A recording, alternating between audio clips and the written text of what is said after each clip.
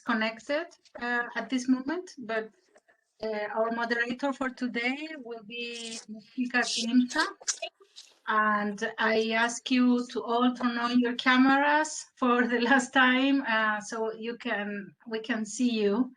And please, Kika, go ahead and start our meeting today. Thank you for moderating. Thank you, Rajan. Welcome back. Actually, to our third day of the webinar, the last day. I hope you had great time yesterday, that you've learned a lot, because really yesterday the session was very complete, very interesting, as we went along many central issues regarding the topic we are dealing with is climate change and disasters, statistics and indicators. Okay, so welcome everybody. I see we have a lot of participants already online. Maybe it would be nice if you put on your cameras, as Rajan asked, so we can see each other. And if it's, I think, Pauline, you are sharing you're sharing your screen. Okay. So if it's all right for you, we will start with our first presentation. So Pauline, please go on with your questions. Hi, good morning, everyone. We're gonna start today with a brief quiz. You have here the link to this quiz. So you can either type it in your browser, or I've also put it on the chat. So while you enter the quiz, I will just briefly explain. So the quiz has 6 questions. It is just an introduction to the following presentation that Ryan will make about metrics. So basically, what we wanted to do is to check with you a few of the indicators that we've been talking since the beginning of the workshop, and to get a sense of what are the actual metrics for either Latin America and the Caribbean, or just the Caribbean. So when you are all on the quiz, you just let me know, and we can start. So can everyone see it? So what you should see is this.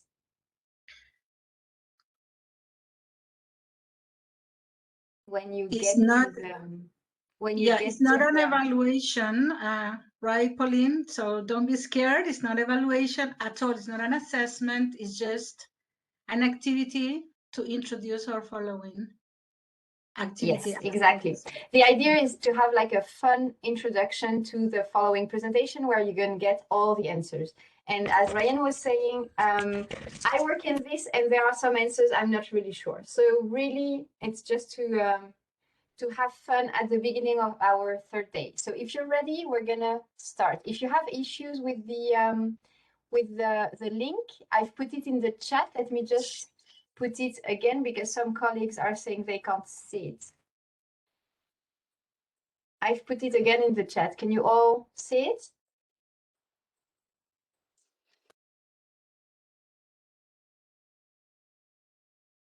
Okay, so if everyone is ready, I'm gonna start now. And you can, so now the poll is open, so you can put your answers, your guess, what you think, if you know it, and if you don't, just try.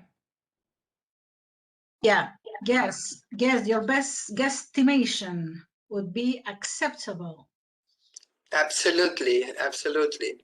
There are no good and wrong answers. Just we are expecting for answers, as many as you can.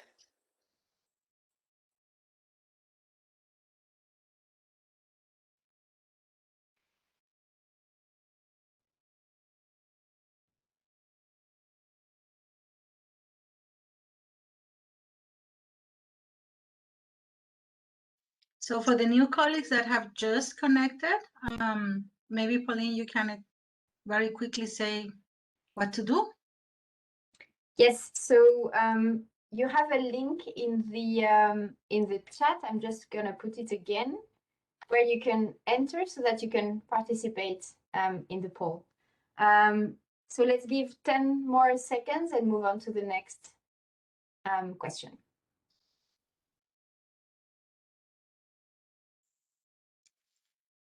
So how much does the Caribbean contribute to the global greenhouse gas emissions? And we have 3 options here, and mainly our colleagues are saying it's option A, which doesn't mean the popular vote should always be right, as we know. And then the fewer amount of colleagues are saying it's option C, 0.8% of global GHG emissions originating in the Caribbean.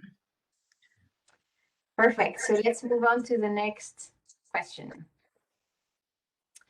The most used renewable primary energy in Latin America and the Caribbean is combustible renewable primary energy, non-combustible renewable primary energy, or C, fossil fuels.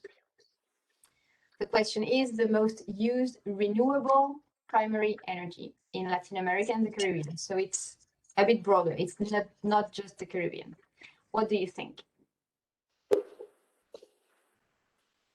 Yeah, so the first 2 options are renewable energy, but they are broken down into the ones that need combustion and the ones that don't need combustion. Both renewable A and B, right?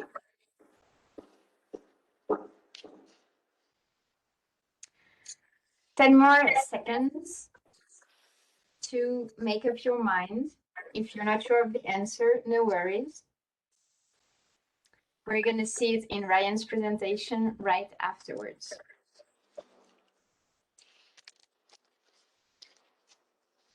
We have already 39 participants, so we are expecting more votes, more participation. Perhaps some people are shy. No, but you know, it's anonymous, so go ahead. Nobody will know what's your answer. No, so it's absolutely anonymous. Perhaps, Karina, you might want to share again. Oh, I can do it. Okay, so let's move on to the next question. Now we have 41 participants. It's growing. Question 3. Which factors contribute the most to sea level rise? We have A, added water to the ocean, mostly meltwater. B, rainfall. And C, continental water runoff to oceans. What do you think? But in the options are they're very small. It's rather difficult to read them. Is it possible? Do you think it's possible to make them clear? Sorry to interrupt. So I think when you are looking at the other screen where participants vote, you can actually see the whole answer. Okay, okay, okay, thank you. Well, it seems that there are a majority of people thinking that it's option A, added water to the ocean. Okay. Just 5 more seconds and we move on to the next question.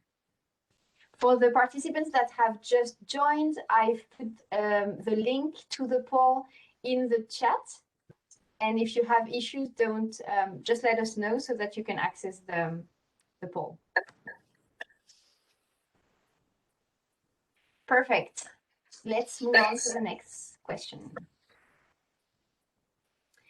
Question 4. How did the forest cover change over the last 30 years in the Caribbean? Answer E, it increased. Answer B, it decreased. Answer C, there was no significant change in the Caribbean forest cover.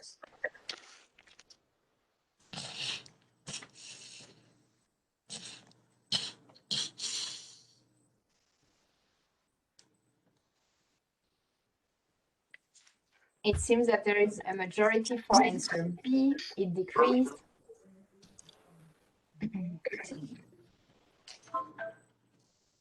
Oh, this is fun. I am really having fun because it's amazing how the perceptions will be contrasted then with the actual statistical evidence. Most people are saying the forest cover has decreased option B in the Caribbean region. Perfect.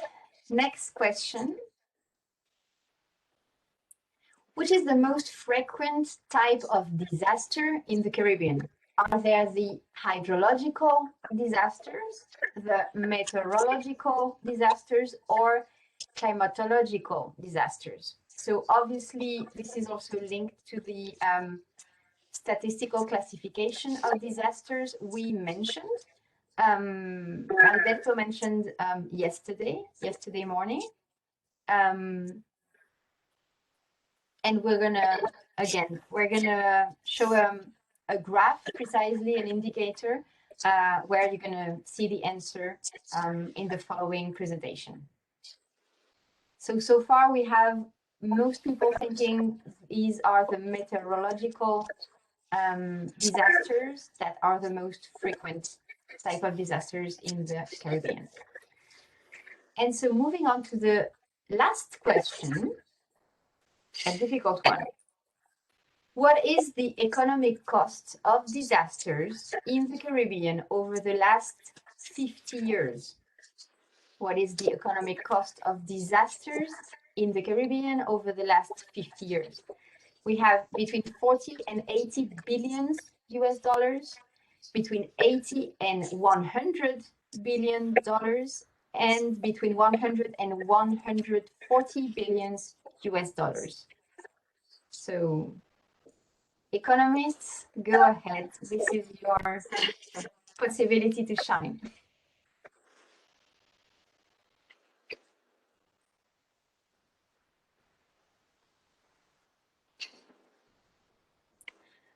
Perfect. So I think we've reached the end of our introductory quiz. And so I will give back the floor to Kika so that Ryan can share her screen.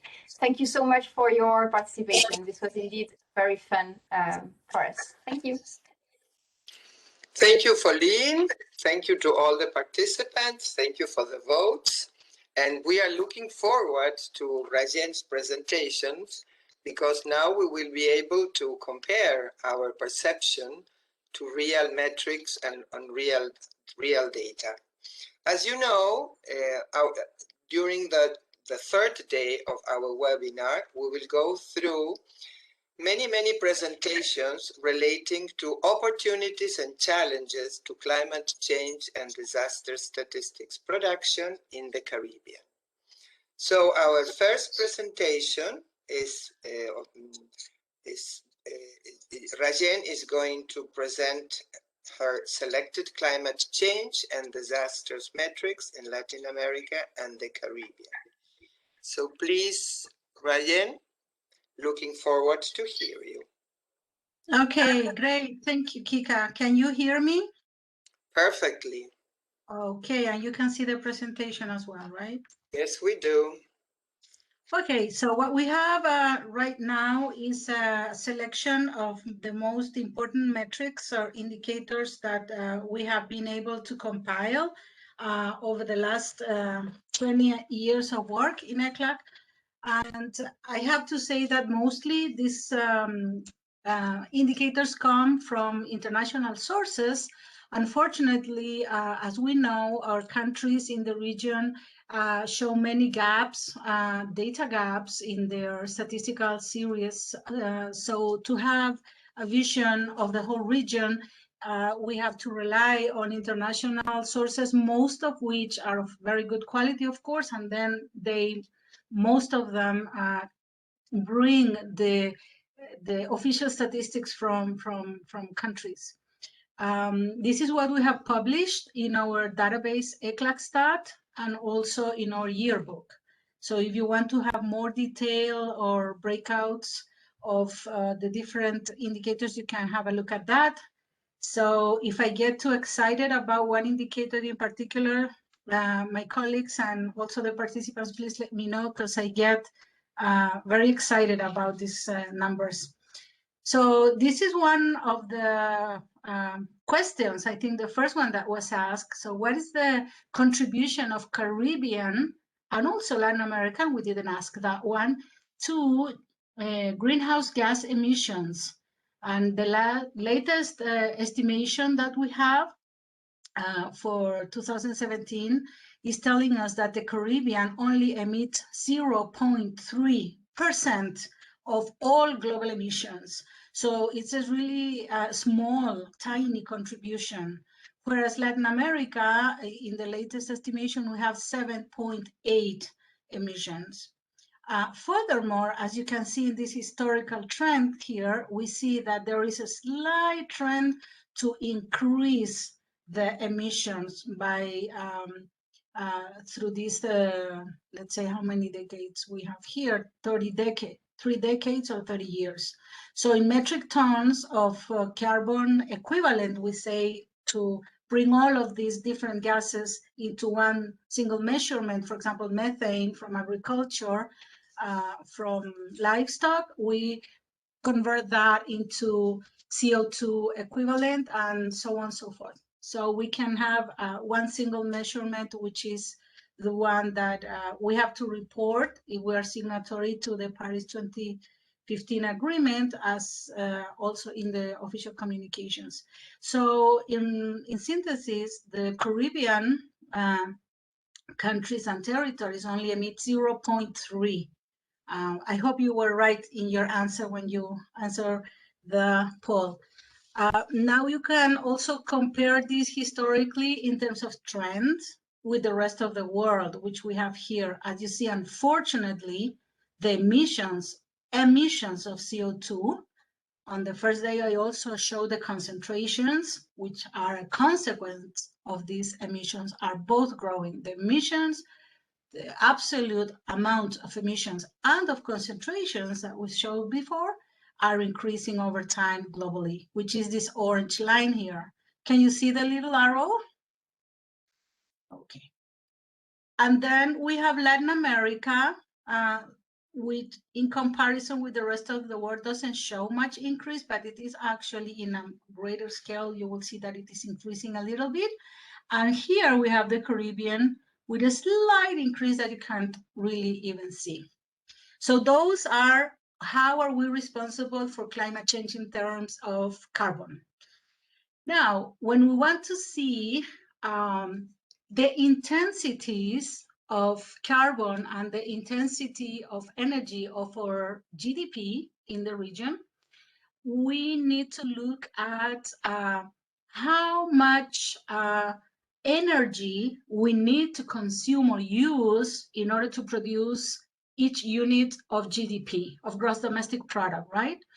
And for measuring another very important intensity, which is energy intensity, and I will tell you in the next slide why, because energy is responsible for 70% of original emissions. So if there is one economic activity or sector, as it used to be called, that we have to look at very closely, it's energy. So in the lower part here, you can see Latin America in blue. It has decreased its energy intensity of GDP. That means we're more efficient. We need less, relatively less energy to produce the same amount of GDP compared 4 decades ago to what we have today.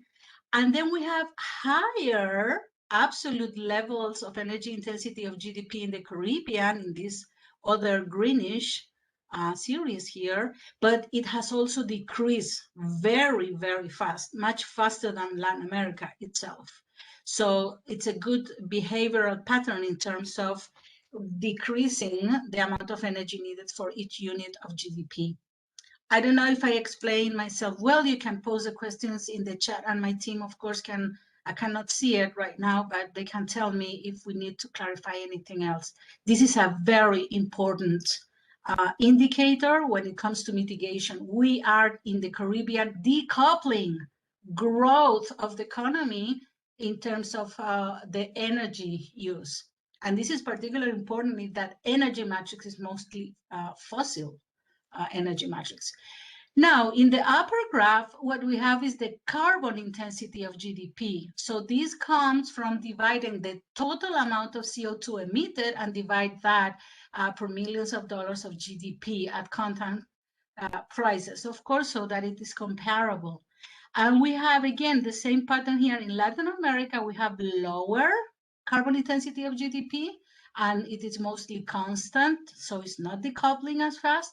Whereas the Caribbean, although it is more carbon intense, the GDP of the Caribbean region is carbon intense, more carbon intense, it's decreasing in terms of trend. Here is why I was saying that energy is very important to look at, because of all the global emissions that you can see in the outer donut, so to speak, and then you have Latin America and the Caribbean all together. We don't have the Caribbean numbers yet. We are working on it. But in the inner donut is the Latin American, so and Caribbean region. So, for example, for the whole world, energy is responsible for 72% of the emissions, whereas in Latin America, it's only 46%. More importantly, is 23% agriculture, including livestock, and land use change, which is mostly forest cover loss. So it's substitution of forest cover by other activities, mainly agriculture and silviculture. And then we have waste here, 6%. So for Latin America, energy, agriculture, including livestock, land use change or deforestation, net deforestation, and then we have waste as the most important sectors. Another indicators that I love to show, because we work so hard with UNSD, with the energy experts at UN, energy statistics experts at UNSD, is to have a category of renewability of the energy, the primary energy supply. It's very complicated. I think we have somebody from the energy department here in the meeting, but we cannot have renewability at the final or the secondary energy supply, because electricity gets mixed up and you don't know where it's coming from, if it's from solar panels or if it's coming for burning oil. So this is why we rely on the primary energy supply. And what we have here, again, for the whole region of Latin America and the Caribbean, we're working on separating the numbers for the Caribbean only. We have an increased use of energy, for sure. And then you have also, thankfully, an increase in the proportion of renewable energies. Did you know that 28% of the energy, primary energy supply in Latin America and the Caribbean is renewable? Well, and that renewable energy sources are divided into the ones that need combustion, such as sugarcane and other derivatives and firewood. And the rest is completely not only renewable, but also clean, which is hydro energy, geothermal, solar, aeolic, and so on and so forth. So that's the pattern in which the whole region has been changing what we in ECLA call the energy transition, that it is key for our sustainability and for diminishing greenhouse gas emissions. Now, going into some of the evidence, we already talked about this in the first day. We have a global increase in temperatures as a consequence of greenhouse gases concentrating in the atmosphere and surpassing millennia levels of concentrations, which creates this impossibility of heat to flow into outer space, and it's hitting our planet, as you can see in this anomaly for a long period of time. So that's undeniable. And I think I also quickly show you this one as well, so I'm not going to stop at it. In the Caribbean, which is the thick series in green, you can see also how along from the 60s, the temperature is increasing 1.2 in the global arena and 1.5 actually in the Caribbean, so a little more.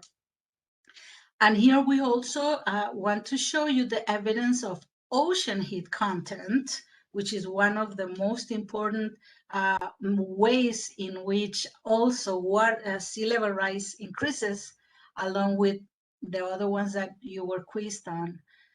So definitely not only the air or terrestrial temperature is increasing in average around the world, but we can see also that the ocean heat content, which is very, very much associated with meteorological, climatological, and hydrological disasters in the Caribbean, unfortunately also increasing the heat content significantly. And we have here sea level change as a direct consequence, not only from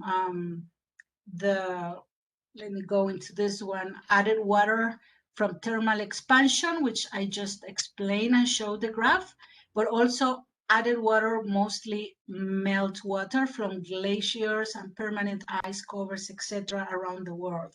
So you have here the responsible factors: thermal expansion, and then mostly meltwater, and runoff from continental waters is very, very, very low. So when you add up the blue and the red, you get the purple, which is the total added water that increases sea level, threatening our small island development states, as you can completely see here, and we are looking at this worldwide, not only in the Caribbean. One of the most important indicators for environment and climate change and disaster is forest cover. This includes mangroves, so all types of forest. And this data that is coming very recently, being published every 5 years, the Forest Resources Assessment of FAO is showing us that it is a very different picture in Latin America and the Caribbean as a whole, which is in the bottom part of the bottom graph, definitely decreasing. And the story in the Caribbean is a very good news story, because the forest cover in the Caribbean region is actually increasing. So that's the very good news. Unfortunately, of course, forest cover in terms of absolute hectares is smaller than, for example, the the Brazilian and South American forest cover in terms of hectares, but this is a very good thing that's happening. So what we have here in Latin America and the Caribbean as a whole is that 138 million hectares of forest were lost in Latin America and the Caribbean over the last 30 years.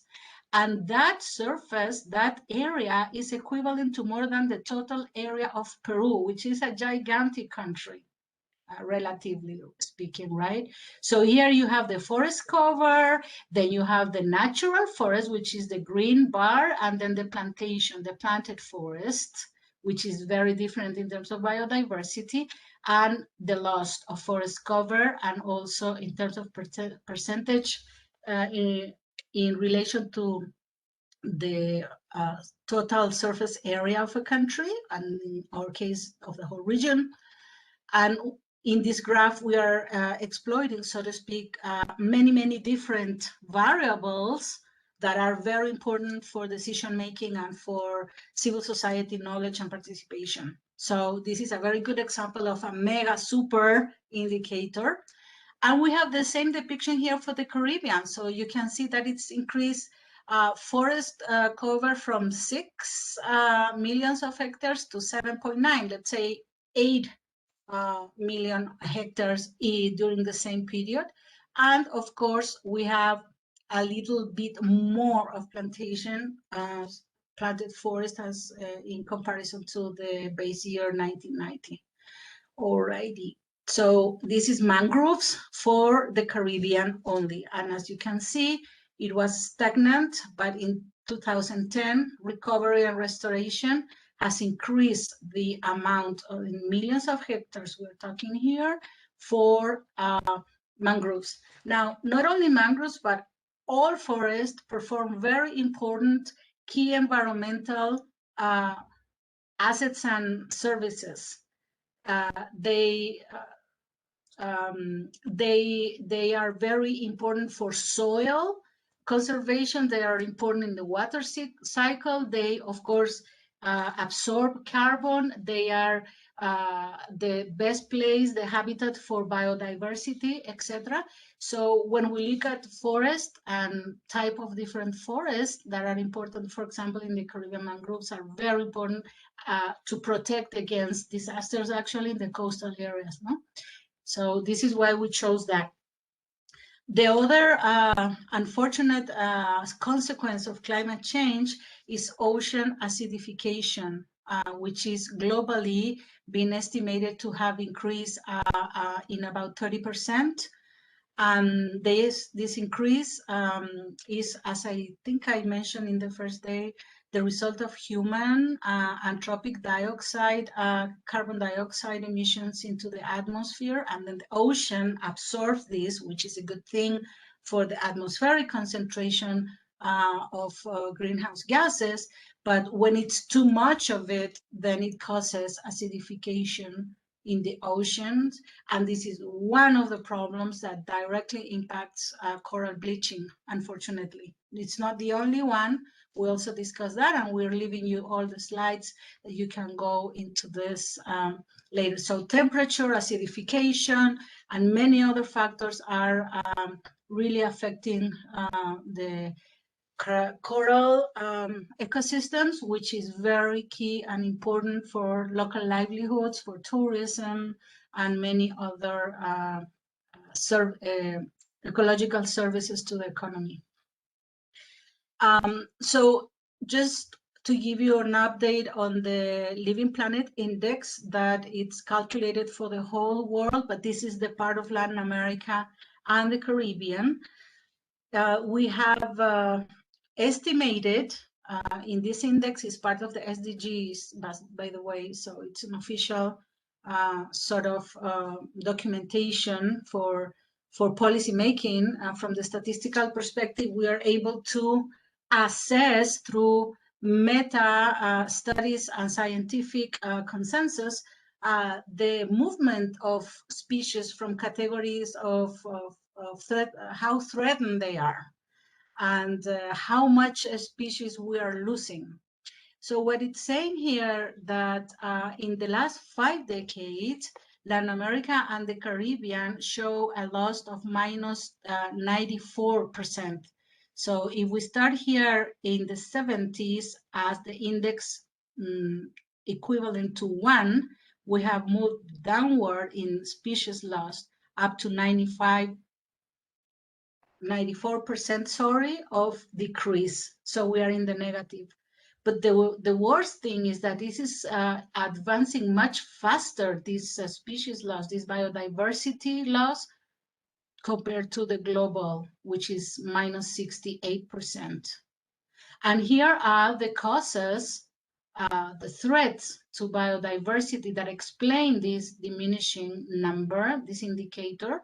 And one of them is climate change, the other, which is here 12.5% for Latin America and the Caribbean. Then we have pollution, invasive species and diseases, species overexploitation, and changes in land and sea use, which is the most important. It's half of the attribution of this unfortunate situation. So another very important, oh my God, what did I say? I made a horrible mistake. The Living Planet Index is not an official SDG indicator. Sorry for that. This one is the Red List Index. It's an official SDG indicator, and it tries to measure, by the same way in the previous slide, how the extinction risk and the actual extinction of species is occurring. And I just wanted to call your attention to the corals, how we are losing them.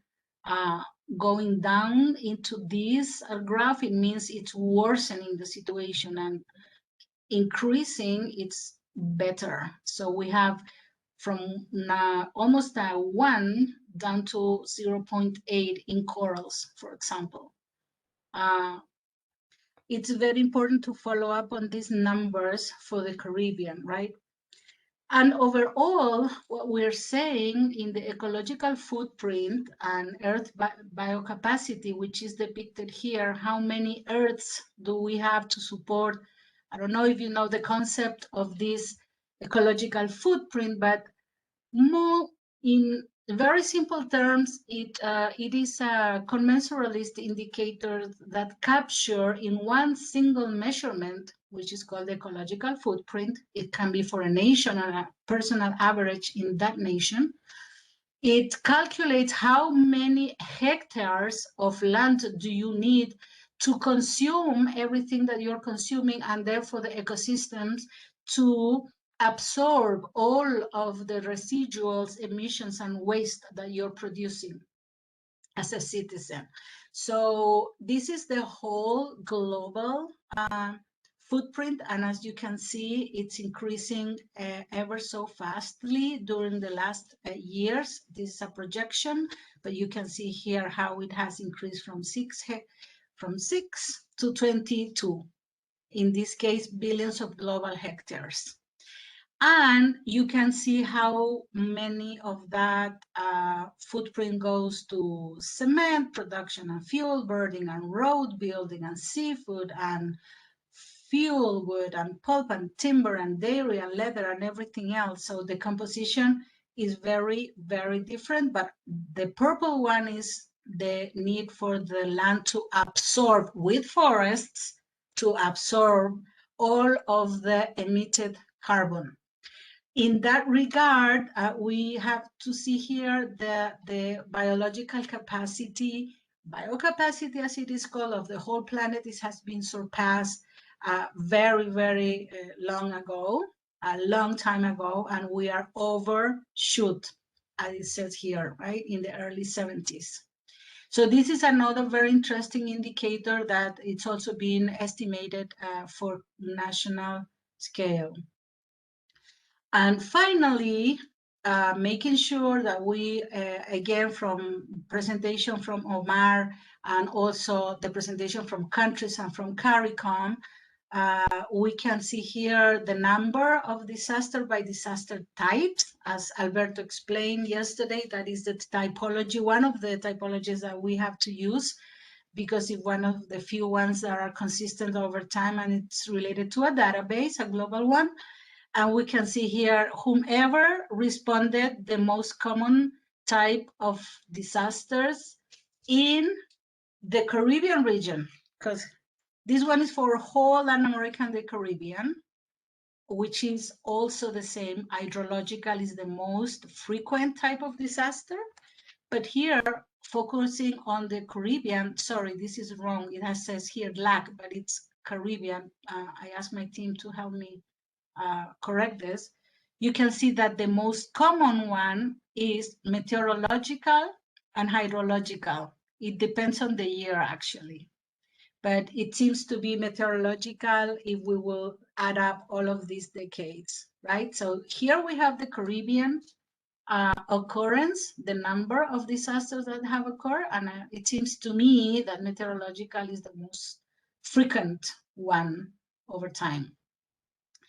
And then hydrological, and then climatological, which is very few, except for 2010, that we have some of them occurring, and geophysical are very, very low. Of course, geophysical, we have in previous, what is 2010 here, it's only one disaster, which is in Haiti, the terrible earthquake in Haiti, but then the impact was huge, and the economic cost was huge as well. So this is just the number of disasters. And impact, we have directly affected persons here, increasing through the decades in the Caribbean, as maybe some of you were not here when we presented this the first day, but yes, definitely we're increasing up to 22 millions during the last decade, recorded decade. But human deaths, although started lower in the first decade, and then we have an increase up to 7 million, and then we have in the past decade at the decrease to 1 million again.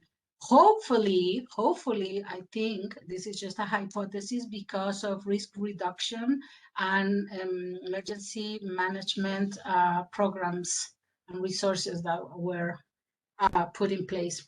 So this is the last slide. I hope that you're not too tired with all these numbers and graphs.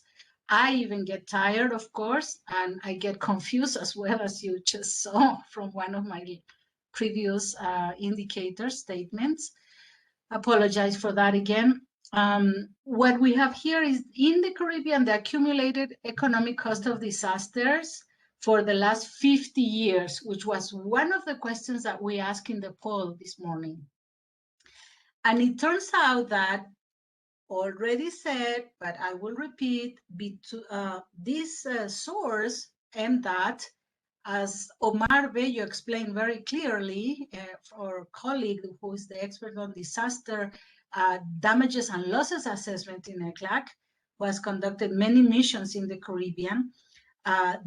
Unfortunately, this database that we have currently in this graph does not make justice to the real economic cost, because only 30-something% of the disasters report actual economic cost. So this is completely underestimated. But from this database, we can conclude that 91% of disaster in the subregion has their origin in meteorological or hydroclimatic phenomena, such as floods, storms, and tropical hurricanes, right? And the total cost of disaster accumulated in these 50 years is $137 billion, just to have an idea. So whomever responded in the option C on the quiz was right. Keep in mind, though, that this is completely underestimated. Thank you very much for your patience and for your interest in the field of indicators informing about environment, climate change, and disasters. And I go back to you, Kika. Great. Thank you, Rajen. You've stick to the time. You didn't hear the bell even, so it's perfect. Thank you very much for the presentation, for the metrics, for the data, for the amount of information regarding different topics related to climate change and disasters and hazardous events. So now we have some time for questions. So if anybody has any would like to make any questions related to either to the poll or to the to Rajen's presentations.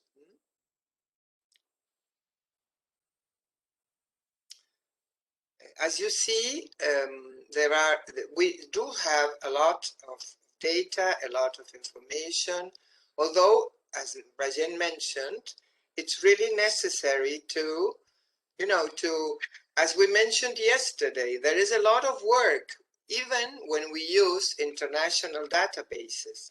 We need to look at the concepts, the units, etc., etc. So, now, we have some questions in the chat, so if it's okay for you, Rajen, I will read them. Sure, go ahead. Thank you. Okay. Now, we have the first one is from Tyrone Gopal, sorry, how do you pronounce? Do you know the reason why from 2004 there was a spike in emissions for the Caribbean?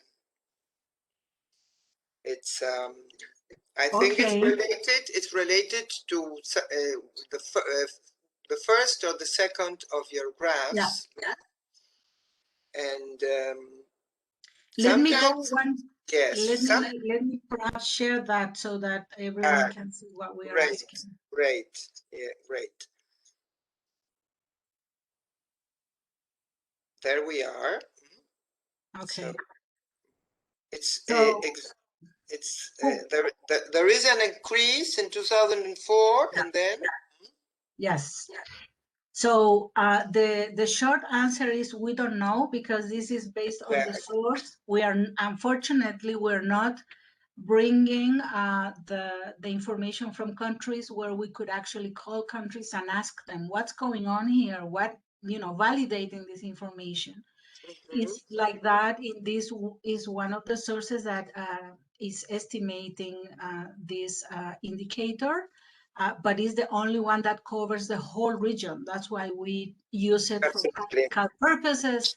Unfortunately, we cannot know, but perhaps if something happened in your region along those years, 2004, but there's a huge spike.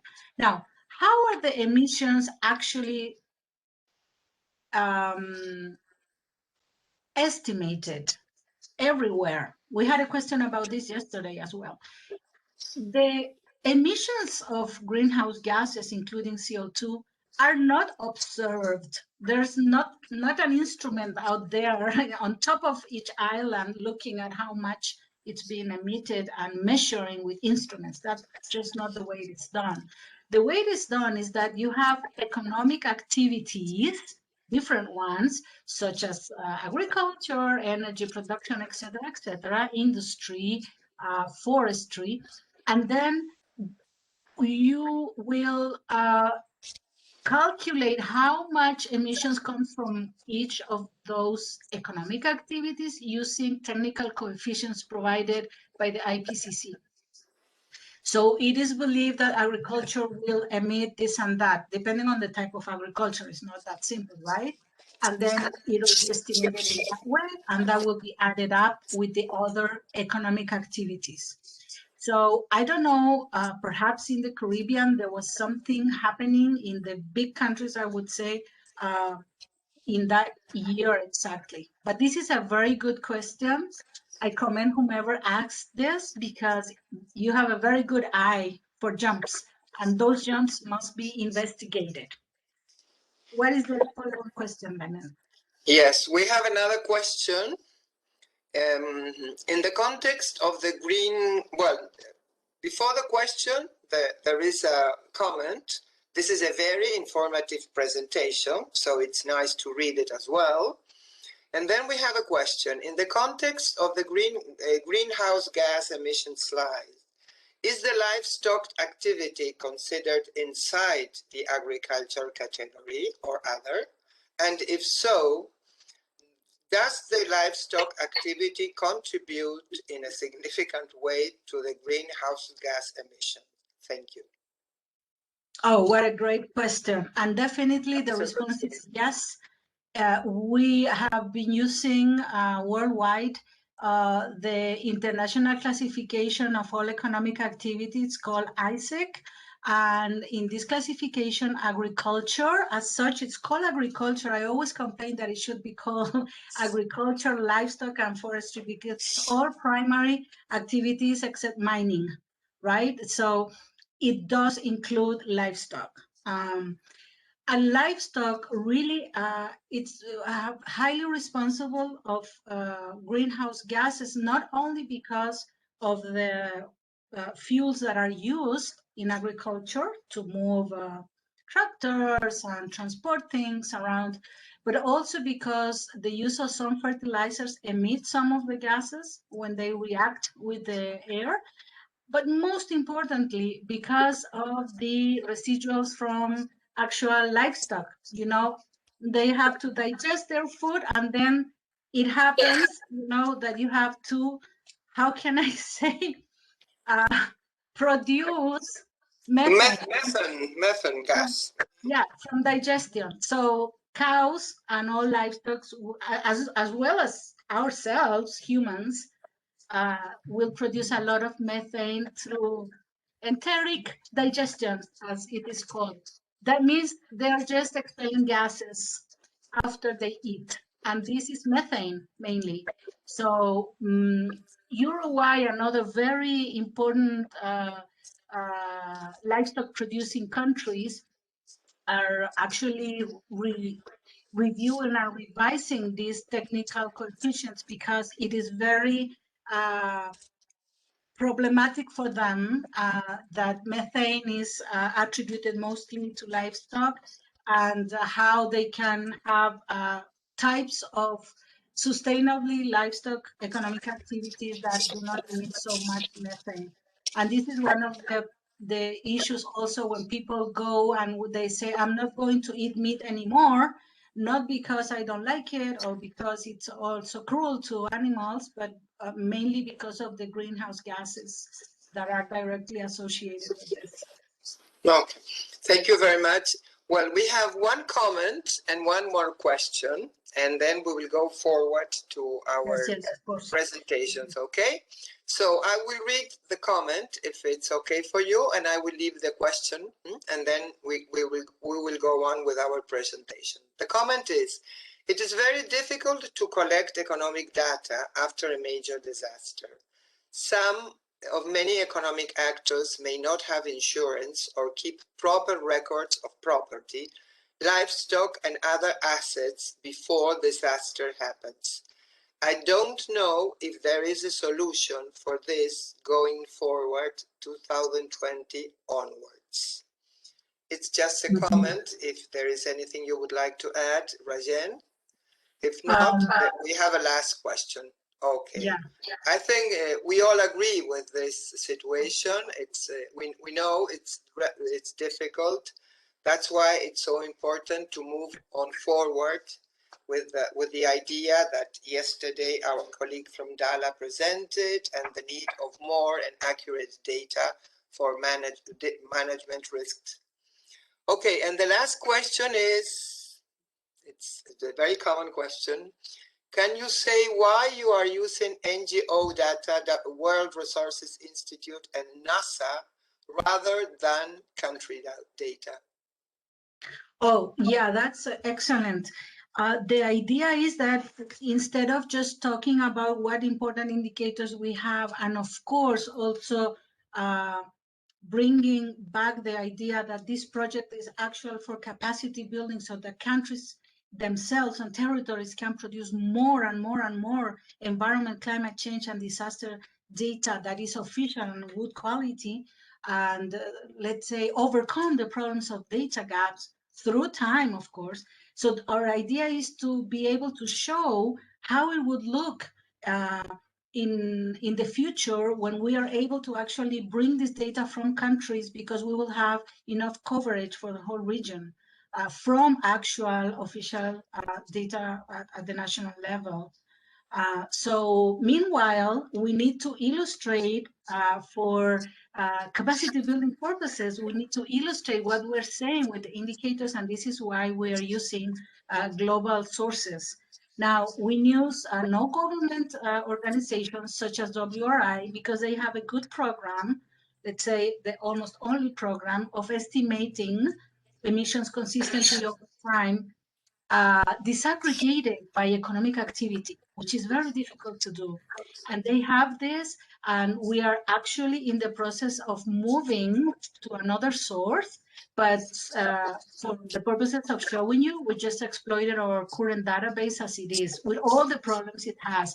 And you can read in the metadata of ECLACStat what are the problems that we have with this data, right?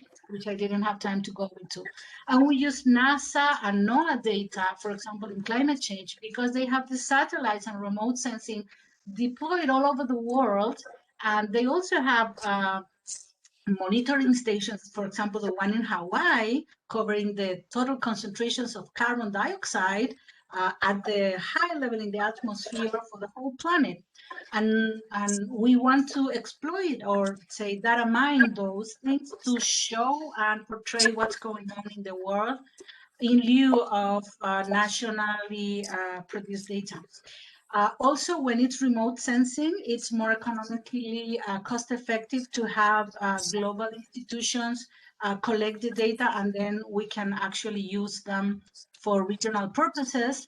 And we can also gain access more cheaply to those sources by doing this, as we will see in the next presentation by Abdullahi. So I think, thank you so much for all your fantastic questions. I'm so happy that you have put this, and somebody also said that it was very, good, to know these numbers, although some of them are estimations, but they're serious, or at least It's the only ones that exist for us to show. Thank you so much. We come back to you. Thank you, Rajen. Thank you to everybody. Thank you for the questions. And now we will move into the exercise. We didn't have time yesterday. So Pauline, please, we are listening. Thank you so much. Kika, can you see my presentation? Yes, we do. Perfect. So as you remember yesterday, our colleague Emil presented the FDS, the Framework for the Development of Environment Statistics. And then I presented very briefly the SDG that indicators that were related to climate change and disaster indicators. And one of the things that we always do in person trainings, and we wanted to try if it works in online training, is to actually showcase why we showed all the statistical recommendations, including the FDS, right before the SDG indicators. Because for some people, in particular, the non-statisticians people that we have in the room, it is sometimes difficult to see what's the relationship, what's the link. Why are we talking about the FDS when we're talking about building indicators? This is what this exercise is about. You're going to see it's really just for you to get familiar with the basic set of environment statistics so that you can get a little more knowledge about how actually we build indicators, or your NSO in your country builds indicator. So basically, this reminds the presentation that Kika did yesterday. You have in the first column the data. You remember she was explaining that this is the data that is actually coming from a number of stakeholders in the country.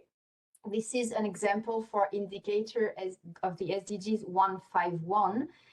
So here you have the data related to people who died, people who went missing, or who were affected, all the different subcategories there, and also the NSO, who is providing the basic demographical data. And then the data is transformed, processed through a validation process, as Kika mentioned yesterday, and then we get to the actual statistics, the number of deaths attributed to disasters, number of people missing attributed to disasters, and number of affected people attributed to disasters, and the total population, which are the elements, the statistics, you need to actually build the SDG indicator, which is the final one you can see, and which is number of deaths, missing persons, and directly affected persons attributed to disasters per 100,000 population. So basically, this is what we are going to do now with you.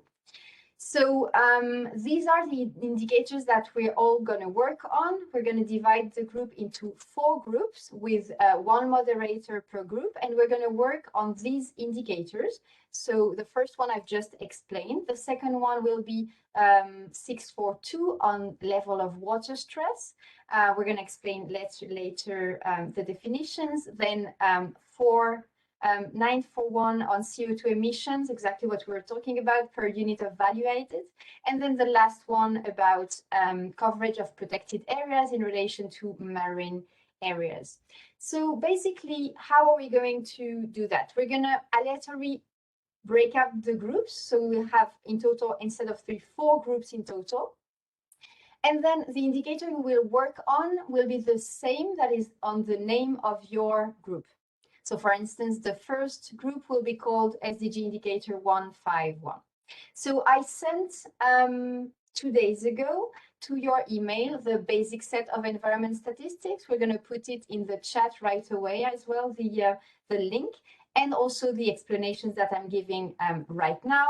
Just be careful, because in some cases, the statistical variables do not appear in the basic set, because precisely as Kika was mentioning yesterday, some indicators are not 100% environmental. They are social environmental or economic environmental. So you might need information coming from other stakeholders, other variables that are not in the basic set. So just for you to know, the important here is precisely institutional coordination to check. Okay, so basically, step by step, we're going to go now to the breakout group. Sami will help us with that. First, you're going to look for the computation method paragraph in the metadata of the SDG indicator that we sent 2 days ago. And then you're going to find the corresponding statistical variables that you need in the basic set of the environment statistics. And then you're going to discuss in the group if you agree that these are the actual variables you need to build your indicator. And then we'll ask for some groups answers when we're back in plenary.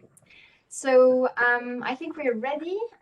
We're going to see you back in 15 minutes. Kika, you have the floor. And I was just asking for the time, so it's okay, 15 minutes.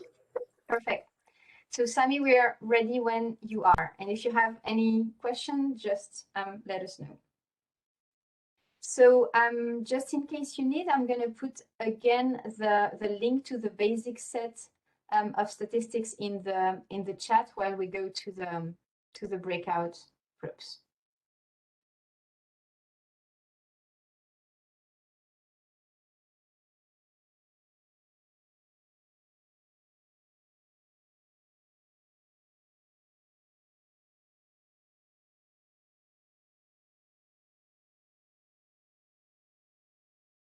So yes, how did it go? I don't know if there are any groups or any volunteer to explain on which indicator they worked and if they found the variables they needed in the basic set or if they were outside the basic set.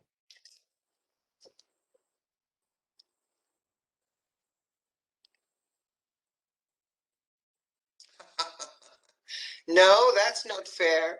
They volunteered Kika to talk for my group. That's not fair. I spoke a lot already, so come on. Tyron wrote a lot during the chat. We had problems with the microphones, so it was just written conversation. Of course, I spoke a lot, but my colleagues wrote. No, we went through the indicator. I think they could find the variables. Some were not, because we had very interesting comments that there is no inlet in the islands. There is no water coming from other territories. Of course not. So that's what I mentioned. That's the need of sometimes adapting, the metadata to the country reality, to the country situation. Indeed. I don't know, Karina, Alberto, if you have anything to add for your own group? Yeah, or if you have a volunteer? Thank you, Pauline. No, we had an interesting discussion. We also thought that perhaps the time was too little time, but we went through the basic set, and we, in the beginning, we thought that perhaps the variables were in one of the components, but at the end we concluded, or we actually realized that it was in another component. So it was good to have this exercise, and perhaps one of our colleagues from our group would like to share a bit more whether we found the answer. I had to give some of the answers at the end because we didn't have much time. But I think it was good for them to get to know the tool and perhaps navigate it. It is complicated, I think, in the beginning because it's too scary with so many variables and numbers and these aggregations. But it was a good experience, at least on my side. Perfect. Alberto, on your in your group, anyone volunteer to explain which variables they found? I really don't know. Perhaps they have some trouble in the with their mic because and just one person participate. I couldn't see which one because I was sharing my screen and it was difficult to follow up. But we guide the discussion, if we can say the discussion. But we guide, and to the end we find in which component look, and to try to build this indicator. And I really don't know if someone can explain or tell us which variable was and in which component of the FDS find it, but was tricky because, like I say, the camera was off and the mic was off, so it's really hard. But okay, okay. The Thank you. exercise turn right, yeah. Thank you. Just to conclude on the exercise, so all the answers actually to the exercise have already been given by UNSD, because there is a matrix where you find all the SDG indicators and the related variables in the FDS. So we're going to share now the link on the chat so that you can have a look at all the other indicators that we couldn't work on today and actually find all the variables there. So thank you so much for your participation, and back to you, Kika. Thank you, Pauline. So now we will start our session 7 regarding the assessment of national opportunities and challenges to climate change and disaster statistics and indicators. We have 3 presentations in this session, so I will invite our colleague Abdullahi to join us and share your screen so we can hear you. So please, the floor is yours. Thank you very much, Kika. And okay, so our colleagues in Santiago will help me with the slides. So my name is Abdullahi Abdul Kadri. I'm based at the ECLAC Sub-Regional Office in Port of Spain. I think I know quite a few of the participants in this webinar. So next slide. So my presentation will be quite short. Some of these issues we've already discussed. We've been discussing them one way or the other since the beginning of the webinar 2 days ago. So this is just an opportunity to highlight once more the challenges and the opportunities that that we are confronted with and that we can seize when it comes to environment, climate change, and disaster statistics and indicators. Many of these things you already know, either through your work in statistics or in the environment or climate change area. Environment statistics, climate change, and disaster statistics or indicator require a multi-sectoral approach, so to say. And that's why even in convening this webinar, we've had to reach out to NSOs, to those in the ministries of environment or climate change, those in the disaster management agencies. And it speaks to the need or the challenge of having these cross-cutting domain, where you now have to interface between the NSO and the agencies that may have a primary responsibility for environmental protection. And also we've seen cases in which it's those in academia also play a role. So this is not just a one-dimensional issue, it's a multi-dimensional cross-cutting issue. And that brings to light the need for institutional cooperation, where we have a way of working across sectors and across offices, which will require different technical and statistical capabilities and capacities. And some of this came up yesterday in the discussions with the NSOs. Having this institutional arrangement also requires that we have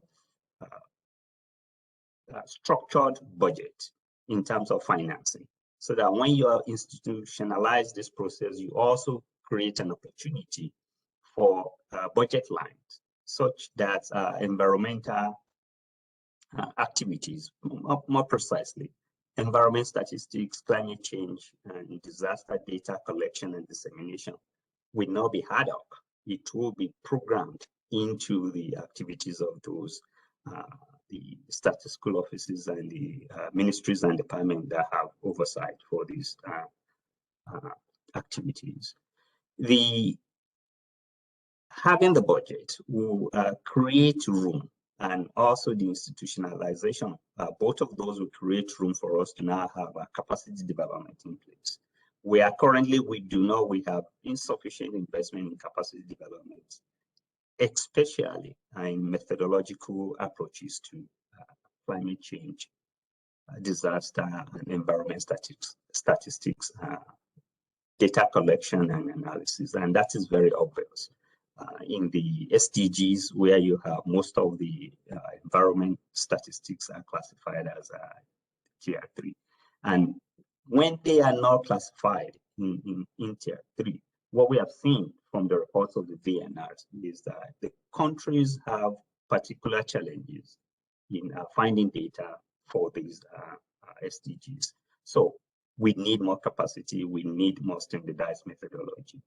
And also, we need more interagency collaboration for technical capacities and to speak the same language, where, and I think this came up again yesterday at Tamika, George from Grenada alluded to that fact, where she made the example of the greenhouse or CO2 emission or greenhouse gases emission in general. So that's an area where we need to have more interagency collaboration. And the obvious one, which is the gap between the demand and supply, where what is being produced may not necessarily align very well with what is needed in terms of policy making. And what we will want is for policies to be evidence-based, to be data-informed, but when the data that are being produced are not necessarily what is required, then we have that gap in the supply and demand of data. Next. So the previous challenges pretty much summarized at the national level. So if we look at them at the regional level, and some of these also apply both at national, sub-regional, and national level. But at the regional level and sub-regional level as well, we have similar challenges, particularly with respect to the insufficiency of data or the irregularity of collection of environment, climate change, and disaster data within the national statistical system, not just within the NSO. So, whilst that happens at the national level, it does also kind of escalate to the regional level. But at the regional level, it's one of the critical challenges is the identification of or the use or exploitation of new sources of data collection. For example, remote sensing, geospatial information. Now, at the scale at which we'll adopt this technology, it might not be feasible at some national scale for national offices, or may not even be viable, even when it's feasible. So it becomes a national issue, or sorry, a regional, sub-regional issue. And for example, there is an initiative going on, the CARIGEO, the Caribbean Geospatial Initiative, which some of you may be part of. So that's one example of sub-regional and regional initiative to promote the use of new sources of data for climate change and disaster, as well as environment statistics collection. Then back to the issue of methodology. This also came up yesterday, where we need to have more standardized methodological approaches to the collection and the analysis of data to arrive at the kind of indicators that we would like to see. So the development of methodology may not be optimally done at the national level. I'm not saying it couldn't be done, but when we do this at the regional level, then we have better reach to that. So that's a challenge that could be addressed at the regional level, or that's being confronted at the regional level. Then the institutional challenges also exist at the regional level, where you may have to deal with some of this issue at a broad level, not just at the NSO, but maybe at the regional, through the regional mechanism, the regional strategy for the development of statistics, for example, at CARICOM, or even through the Statistical Conference of the Americas, where you have some of these interagency capabilities that are being coordinated or harnessed across countries, where you have this specific capacity may exist in particular NSO, and then you leverage that for use in other countries. So, as well as bringing in several agencies, which may even be extra-regional, like the case of StatCan or ISTAT, to work in the Caribbean to enhance the institutional collaboration. We also have the insufficiency in institutionalized regular statistical cooperation now between the NSOs and the different agencies, which we mentioned that at the national level. That exists also to some extent at the regional level. So those challenges cut across board, the national, sub-regional, as well as regional, but broadly could be categorized as either statistical challenges or institutional challenges. Next, please. Now, just to get a live, well, it was live when we did this. So this is a summary of the responses that the participant gave on Monday when we did on Tuesday, right, on day one, when we asked you to provide your own views on what those challenges could be. So the top one was data and statistics exist in my country, but are not available for use or lack quality. So why would they lack quality? Because there may not be standardized approach or standardized methodology for data collection and analysis. So we know that, and you are also reflecting that. That's the top most challenge that you identify, which is closely followed by lack of technical capacity to produce indicators. So we spoke about the capacity, the challenges with technical capacity. So also we have the lack of international comparable methodology or guidance for the indicator, as well as data and statistics not being produced in the country. So these are the challenges that you also indicated to be the major ones. Next slide, please. So coming to this project now, so we've looked at the challenges. What kind of opportunities can we gain, or can we take advantage of in this development account 12 tranche project? As you by now you'll be very much aware of the objective of this project. And the project is for us to look at the relevant climate change and disaster indicators for evidence-based policies. You know, I mentioned a few minutes ago about policies being data-informed and evidence-based.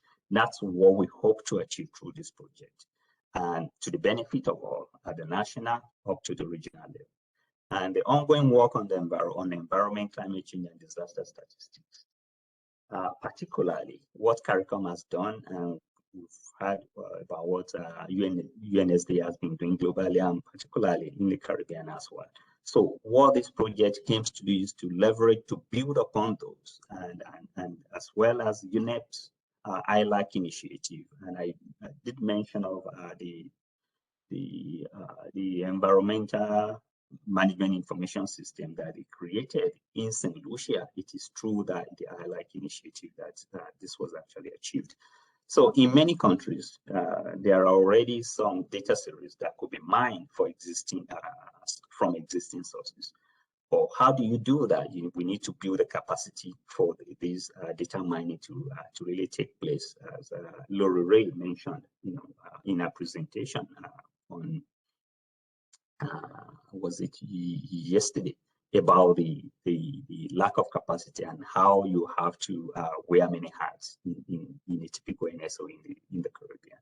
So I mentioned the case of GeoGeo, which is now an initiative to expand access to geospatial information in working in collaboration with UNGGIM. So that's also something I would look forward to expanding access through this project, and to build on the knowledge of the champions, the countries that have championed the development of the environment, climate change, and disaster statistics and indicators in Latin America and the Caribbean. And that will also contribute to countries that are reporting on the SDGs through the VNR. Like I said, when you look at the VNR report, you see more data being reported on the economic and social dimension, not so much on the environment. So hopefully through this project, we'll be able to enhance that, to improve upon that. And the DALA, which is one of the main activities that ECLAC does, and in the Caribbean, this is something that many countries have done. And the Ryan presented earlier on today, where we even have only just 30% of the countries that are able to report on the economic benefit. So the more data we have, the richer will be the data being conducted and the reports that will be produced. Through this project, we hope to make to either enhance or create new opportunities to support environment statistics regional network, and also two working groups within the Statistical Conference of the America that I mentioned earlier on. And the regional level, we hope to make to provide better and more sustainable results, which will highlight and provide greater information or greater data indicator, and disseminated more actively to by the member state to those stakeholders that will need this kind of information, and to the international community that are always looking for information in the Caribbean. Next slide. I think that should be the end. Thank you. Over to you, Peter. Thank you very much for your presentation. You really went through very, very important issues. I really liked the idea of the common language, because sometimes we use, statistical methodologies, methods, variables, but we can all that. It's the common language we need to build between the statisticians or the national statistical offices and the rest of the institutions that are our partners in this big topic of environment, climate change, and disasters. So really, thank you very much, and thank you very much for all your ideas regarding the future work, the ongoing work, and the project itself. So thank you very much. So, Pauline, what's next? So next we're gonna go, if there are no questions on Abdul's presentation, I suggest we have the coffee break now, because it's already quite late. So I suggest to have a 5 minutes coffee break, and then we come back in 5 minutes. Okay, I'm sorry, but there is a very long comment on the chat, so maybe I can read it. Sure, go ahead. I hadn't seen it. Okay, it's very after your matrix, there is a very long comment from our colleague Tyrone. His comment is, I think COVID-19 virus today has stymied our efforts at collaboration with related agencies and ministers within environmental statistics. It is difficult to coordinate work and meeting with relevant agencies when some people are still working from home. Scholars are still somewhat, schools are somewhat closed. COVID-19 is affecting data collection also. The sooner we get back to normal, all people are back to actively working, going to school full-time, etc., the sooner we can push for the environment statistics compilation to be given the same importance and visibility as all other statistics we compile. For example, national accounts, population, vital statistics, labor force statistics are still being produced annually, virus or no virus, with disrupted work schedules, not as timely as it used to be done. But I do agree, absolutely, absolutely.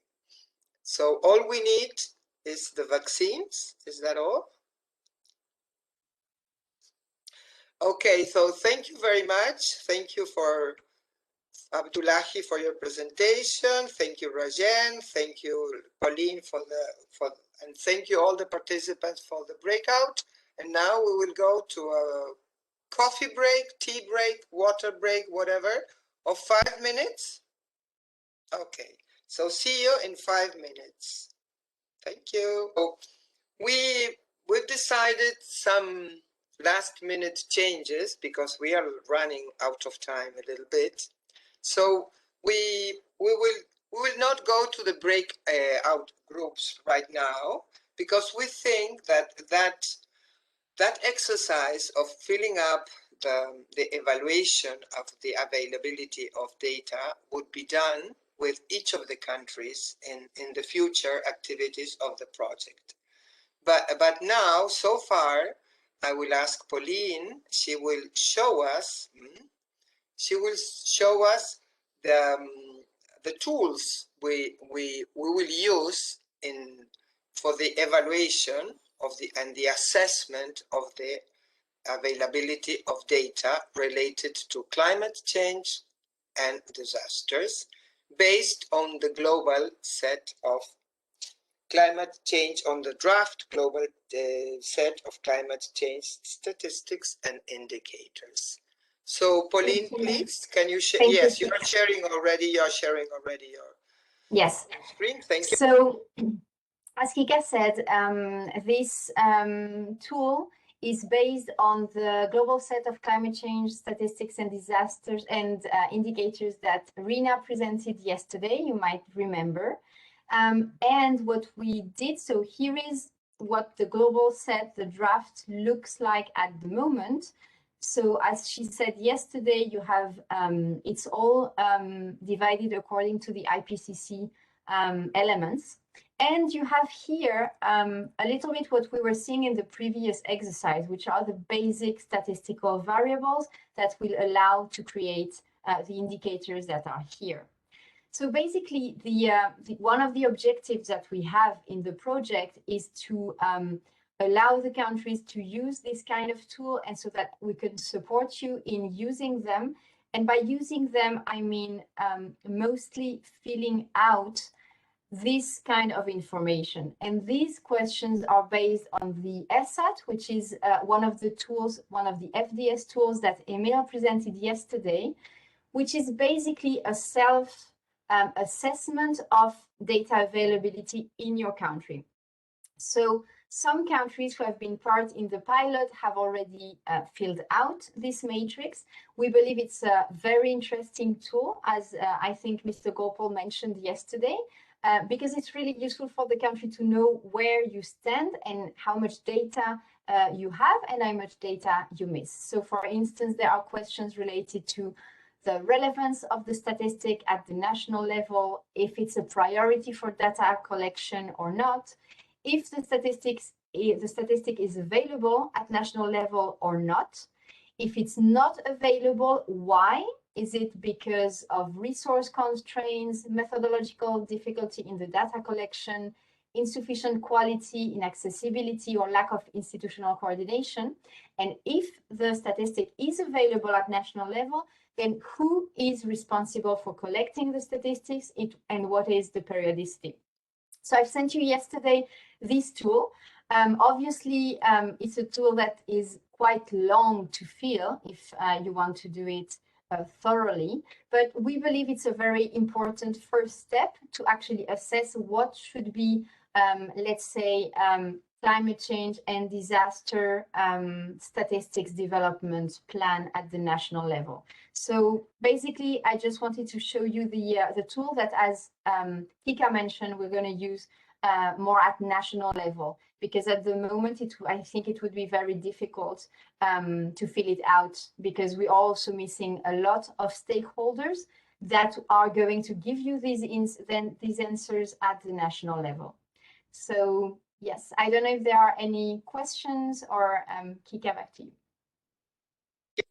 Thank you, Pauline. And just to mention that this is a very interesting exercise for coordination between institutions, because nobody is able to fill up all the information by itself. So it's really a nice exercise of coordination of within different institutions related to this big topic. So are there any questions about this tool? If we don't have any questions, we don't have any questions in the chat either. So yes.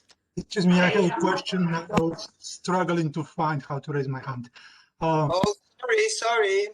Could you, it's a little bit unfortunate that we ran out of time and we couldn't do it, but could you clarify what your plan is? Is it still expected to invite the countries to try to fill out the spreadsheet? In what timeline? Any kind of feedback will be tremendously appreciated, of course. Yes, our idea is exactly that one, is to like present the tool, and the countries already have them. I sent it by email yesterday, and so in the countries that are interested in filling it out, we'll be available to support them. We know it's not an easy task. We know Anjali has done some work on that, so she can tell it's not easy. And as Kika mentioned, we've used a similar tool, the ESAT, in other countries, and we know it takes a long time and a lot of interinstitutional coordination to actually get a mapping of what is the data available. But yes, we hope that many countries will be able to fill it out. And in terms of timeline, we don't know at the moment. It will really depend on each country. Thank you, Pauline. May I please, Serafina? Yeah. Yes, I would just like to make sure something is clear, that this is still very draft. I don't think it should be sort of, we were going to use it for this purpose, but not circulated yet officially to countries to fill in, because there's a lot of unclear things still in there. It will cause confusion, because the global consultation is expected to be launched in April. So I think between ECLAC and us, we should just coordinate a little bit so that we use the correct version when it becomes like a formal discussion in the countries. Because right now there's a lot of different colors, and some things are not finalized yet. So we were just, I think, Pauline, what we had discussed was just as an illustration in this particular meeting. But then, of course, later, yes, proper. Yes, exactly. So I think it's exactly what you say. Depending on when the countries will be available to start the work, then we will use the latest version available of the global set. So yeah. So thank you very much, Rina. Thank you very much, Emil, for your comments, and we will take them into account. So if yes, we have a question in the chat, so I will read it.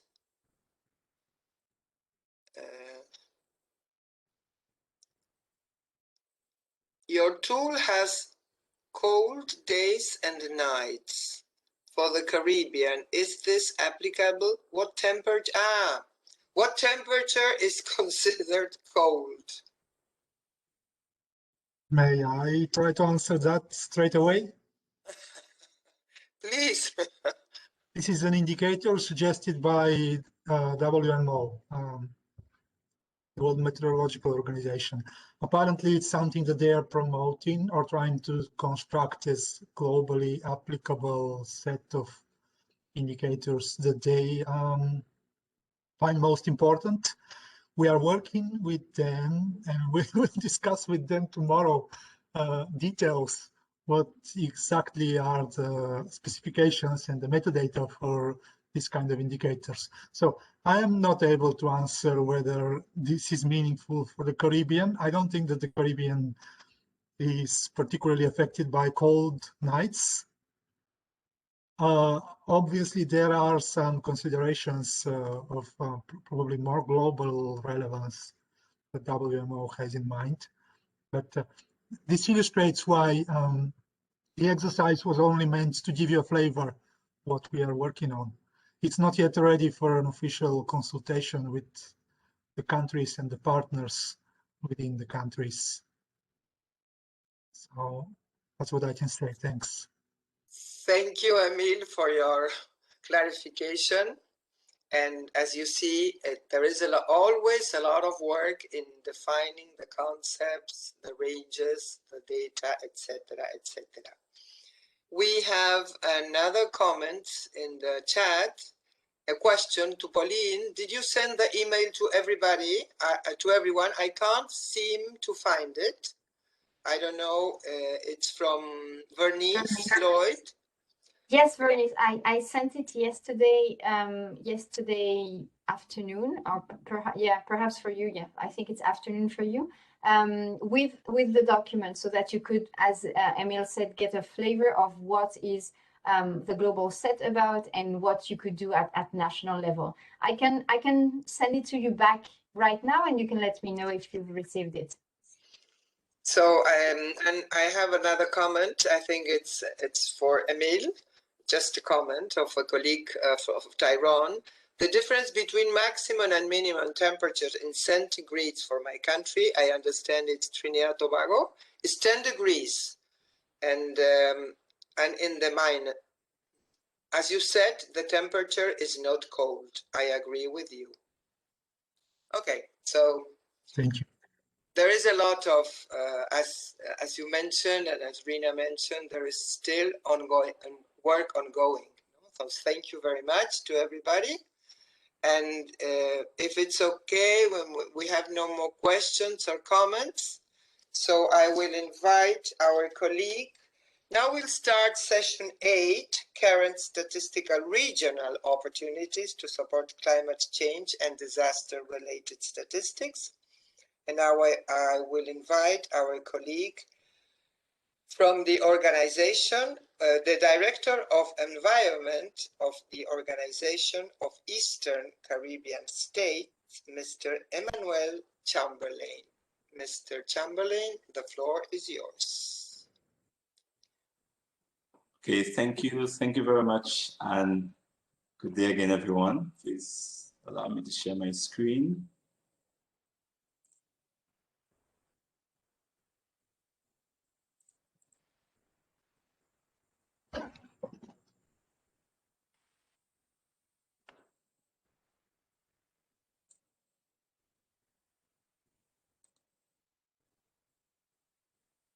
Okay, can you confirm that you're seeing this well? Yes. Should I switch the, you've seen the right setting, right? Yes. Okay, great. All right, so again, it's just want to just indicate that the previous session was very, very informative and already showing the linkages to what I will present this afternoon. So my presentation is on a sub-regional environment information system for the OECS. Just to quickly indicate or remind those who may not be fully aware, the OECS is a sub-regional grouping of the smallest of the SIDS in the Caribbean chain. We are 11 strong. And this year we're actually celebrating our 40th anniversary. This this depiction here, I think, just gives a certain perspective to the incidence and the impact of climate and disaster scenarios in our region. It was happening to see some of the statistics presented earlier. But the storyline here is really about what we term the cyclical retardation, the fact that we keep going through this over and over. And if we do not, both internally and with external help, get a hold of adaptation and resilience, then it could lead to existential impact.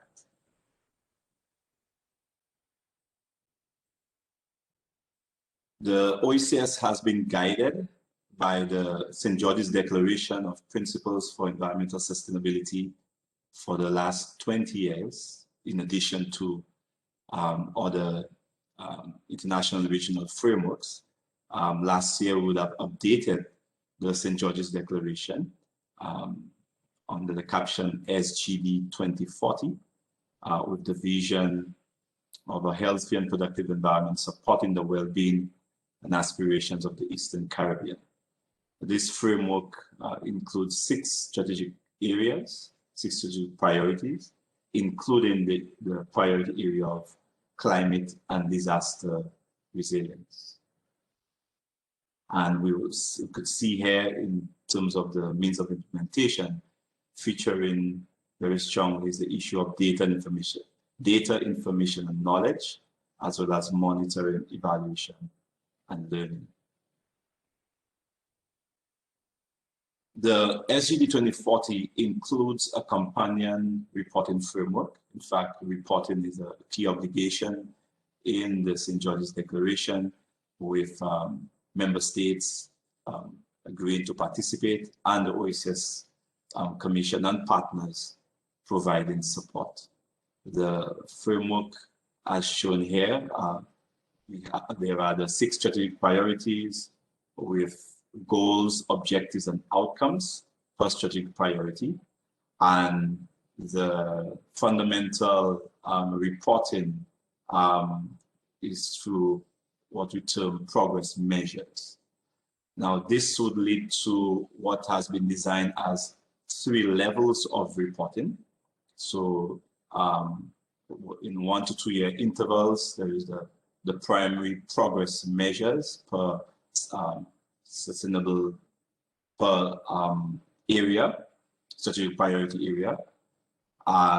Level 2 involves more in-depth interpretation, analysis, conclusions, recommendations per strategic area, and this with 2 to 3 year intervals, and may require additional supplementary data and expertise at the national and regional level. And then final levels 3 reporting for the 5 year intervals would be the ultimate comprehensive analysis of progress towards the SGD 2040 transformative agenda, its vision, goals, etc., and also proposing adjustments to the framework itself, to the SGD 2040, both the priorities, visions, as well as also the reporting framework.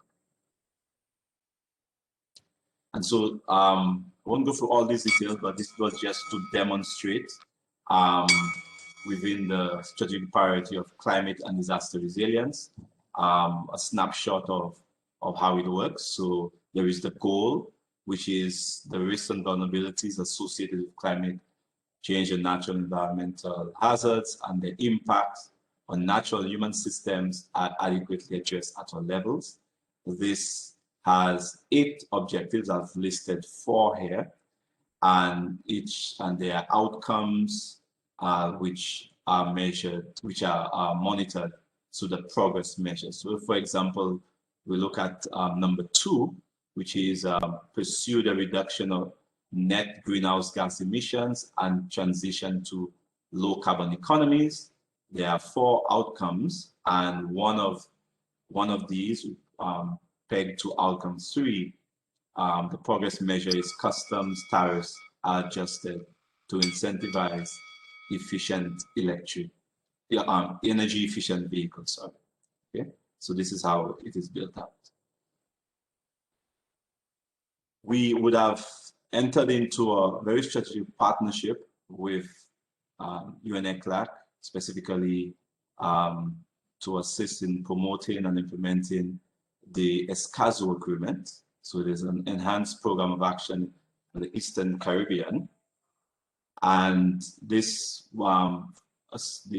anticipates facilitating assistance with policy formulation, technical cooperation, capacity building, advocacy, and generally green recovery, especially in the context of COVID-19. Through this partnership, recently completed an exercise which included the exercise essentially looking at the establishment of the sub-regional environmental information system, and the outputs included a review of OECS frameworks related to an EIS at the macro level, as well as looking at what existed already or in progress at the national level, identifying gaps, strengths, and opportunities to move in that direction. We conducted a multi-stakeholder survey to get some perspectives and feedback. And finally, there was a proposed sub-regional structure and some considerations for operational requirements and institutional architecture and governance arrangements. This, the high-level summary is what was initially proposed.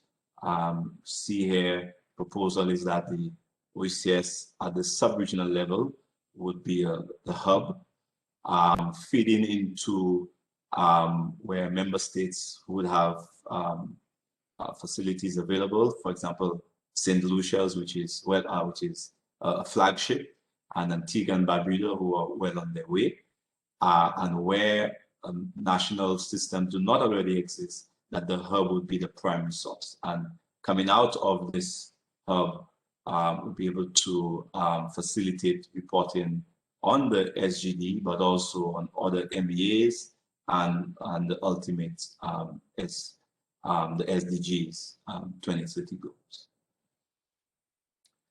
And finally here, we have conceived a sort of a roadmap moving forward, which includes three clusters. The first one, which is extremely, I'm very encouraged at what I've seen today.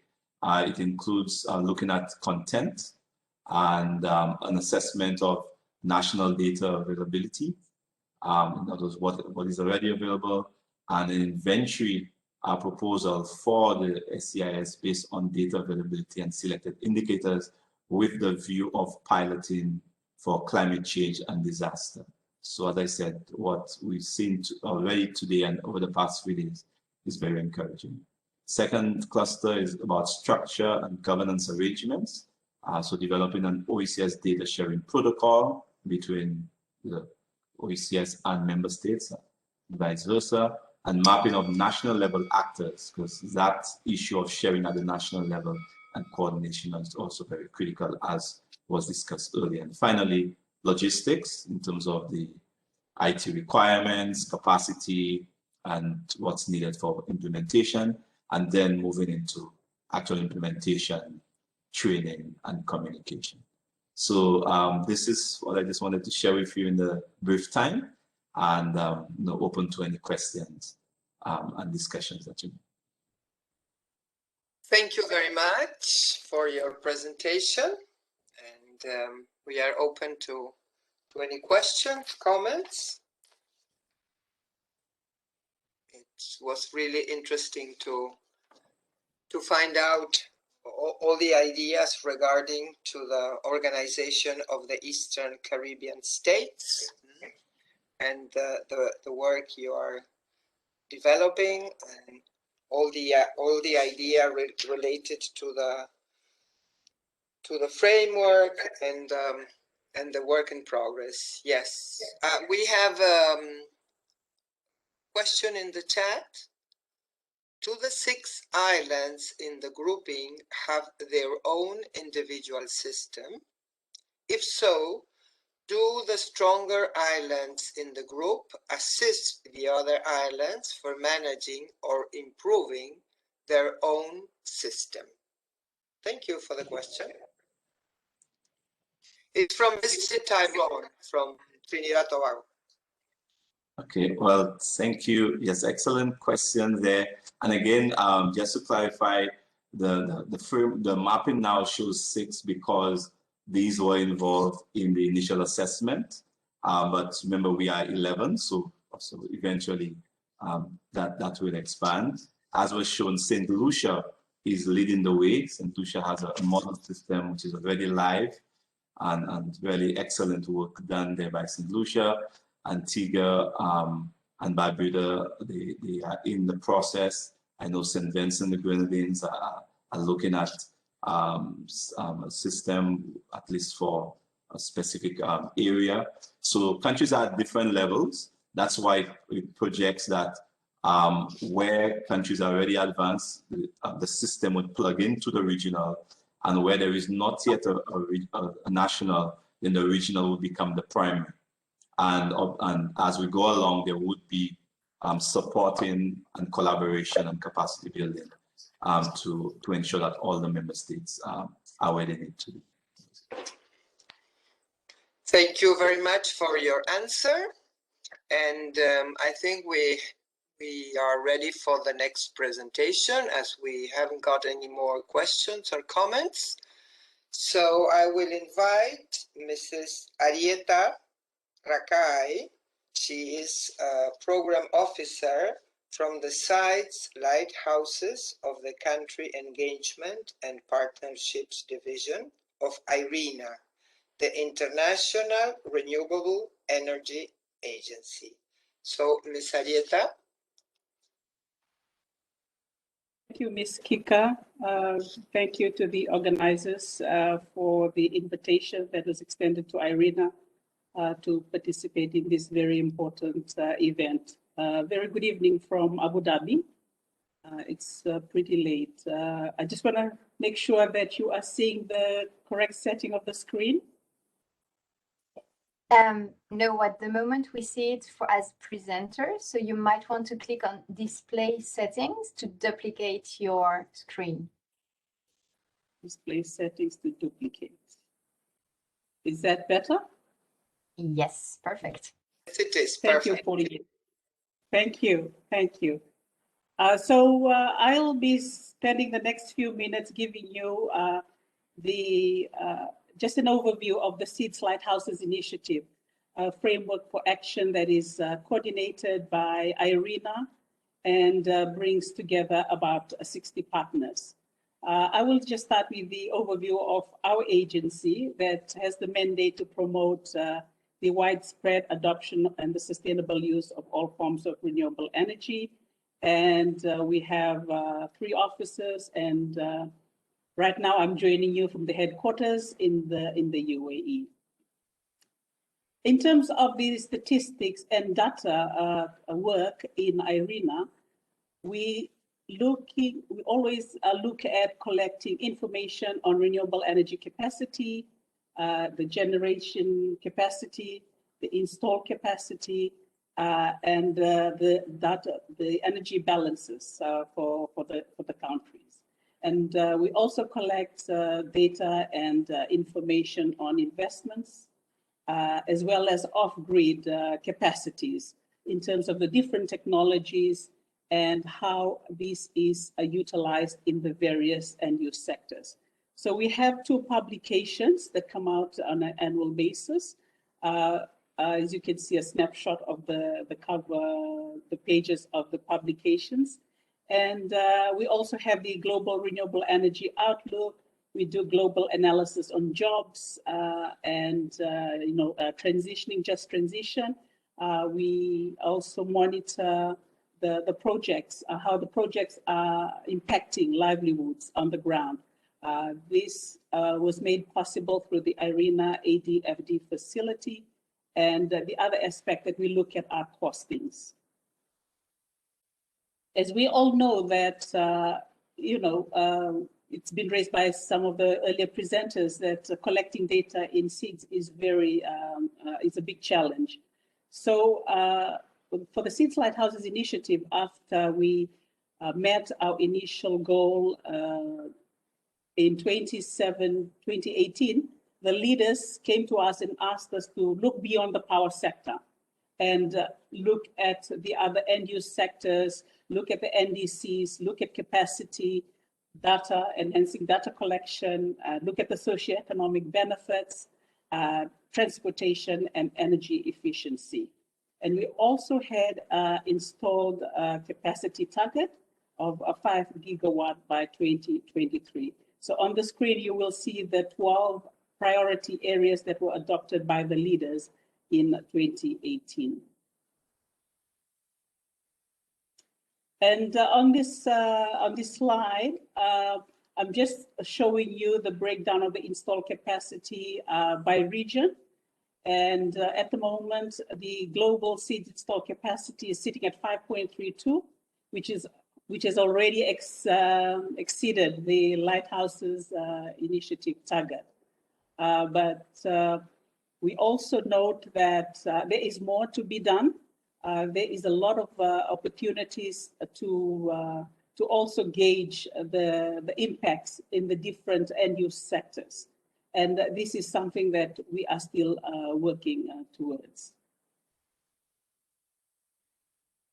But in terms of the LHI partnership, we only have 36 seeds that have signed up as partners. And out of this 36, 15 are from the Caribbean. Before you is the installed capacity for those 36 seeds, which is just above 3.45 gigawatt of installed capacity. And you will also see the different types of renewable energy resources and the additions that were added on from when the Lighthouses was launched in 2014 up to the end of 2019. And as usual, solar continues to take the lead, and hydro continues to be the base load for most of us from the islands.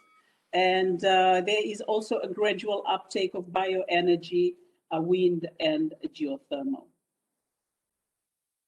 So with our data and statistics that we collect from member countries, desktop analysis from our regional partners and various databases, international databases, we also develop national and regional RE profiles. So we look at the energy supply, the installed capacity, the consumption, and this is just a snapshot. We also look at the different policies and enabling frameworks that it has been adopted or is in the process of being developed at both the national and the regional level. So here on the screen is a snapshot for the Caribbean region RE profile. Where are we now? So we have noted that, we've continued to just collect install capacity and investments, but we needed to go further. So we have just started the exercise of developing our progress indicators and impact measures for the 12 priority areas that I shared with you earlier. And I'm so glad that I joined this important meeting because I'm not a statistician. But it's, as an engineer listening to you experts, it's very an eye-opener.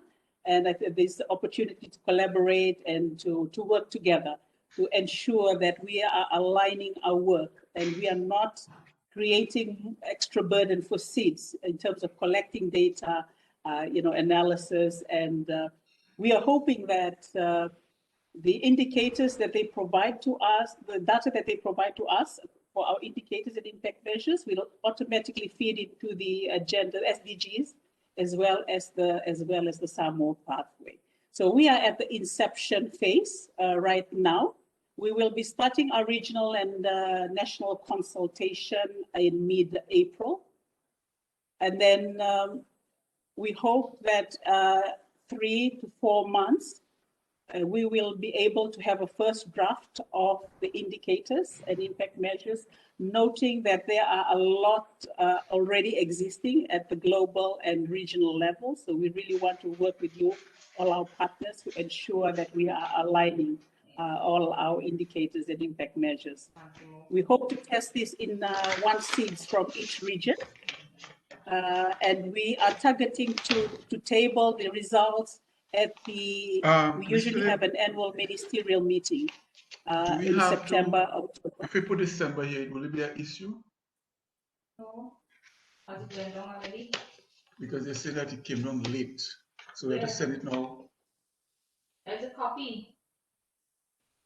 And then following if the leaders adopt and take on board the indicators and the impact measures, then we are looking at the full rollout. We're really hoping that we'll be able to give you an update in the coming months. And of course, the ongoing monitoring and evaluation will continue as part of the whole process. The two of them went out together. You know Spicer, so you pay Spicer. I'm sorry, I think somebody has their mic on. Can you kindly turn off your microphone when you're not speaking? Thank you. As you had seen, so sorry. Not at all. I'm from the islands too. I totally understand. It's fine. So, these are some of the new areas that we are still trying to gauge how to come up with the indicators and the impact measures.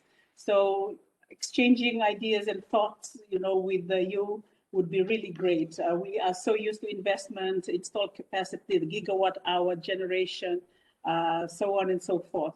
But looking at the socioeconomic benefits, it would be really good to know what type of indicators or impact measures that is currently being used at the regional and the national levels, that we can align with our indicators as well. The other one I just want to show is the capacity growth. We have the energy excess, which we always report on, and the Caribbean, this is not an issue for the Caribbean, only for the Pacific and ACE, but we are looking, maybe we're starting to think outside the box. Maybe we could compare it to the global growth or the national growth versus the regional growth. So this is just an example of the seeds growth versus the global growth. And as you can see that we are actually doubling the global growth in the uptake of renewable energy. In spite of COVID, in spite of the natural disasters, we continue to forge ahead. And that's it. I didn't want to go into too much detail because I was hearing all the technical terms that you were using. I thought I'll stop here, give you a snapshot. I'll take any follow-up questions, but I'm also available to discuss this after the event. Thank you very much, Ms. Moderator and organizers. Back to you. Thank you very much for your presentation. Of course, IRENA is a very important data source for all of us.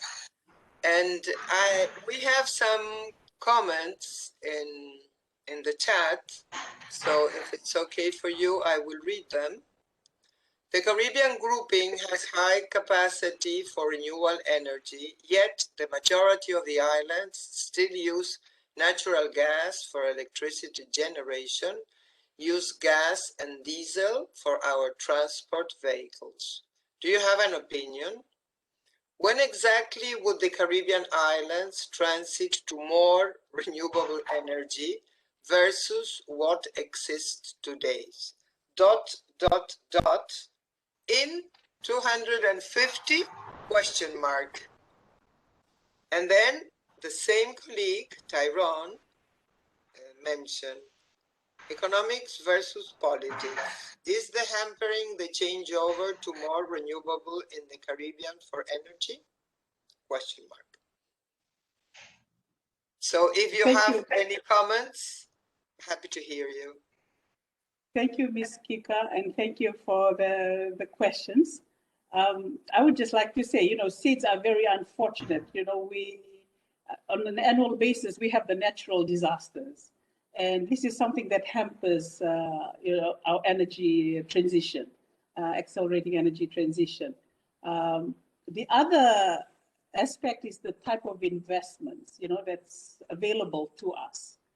I'm from the Fiji Islands. I know firsthand the investment when most seeds are already in debt or really struggling.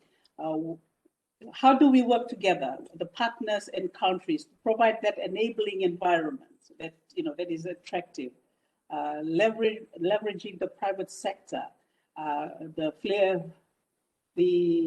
foundations, the grant facilities.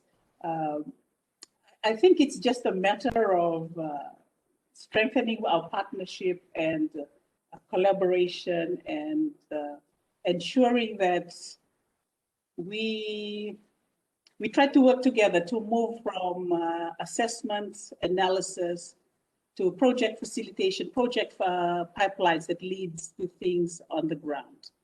I'll stop there. In terms of the second question, I have no answer because it's a political leaning question. So it's good to take note of it, but not to be involved in the politics. I'll stop there. Thanks. Thank you very much for your opinions. Very accurate. And I think we haven't got any more questions or comments. So now I will invite our colleague from ECLAC,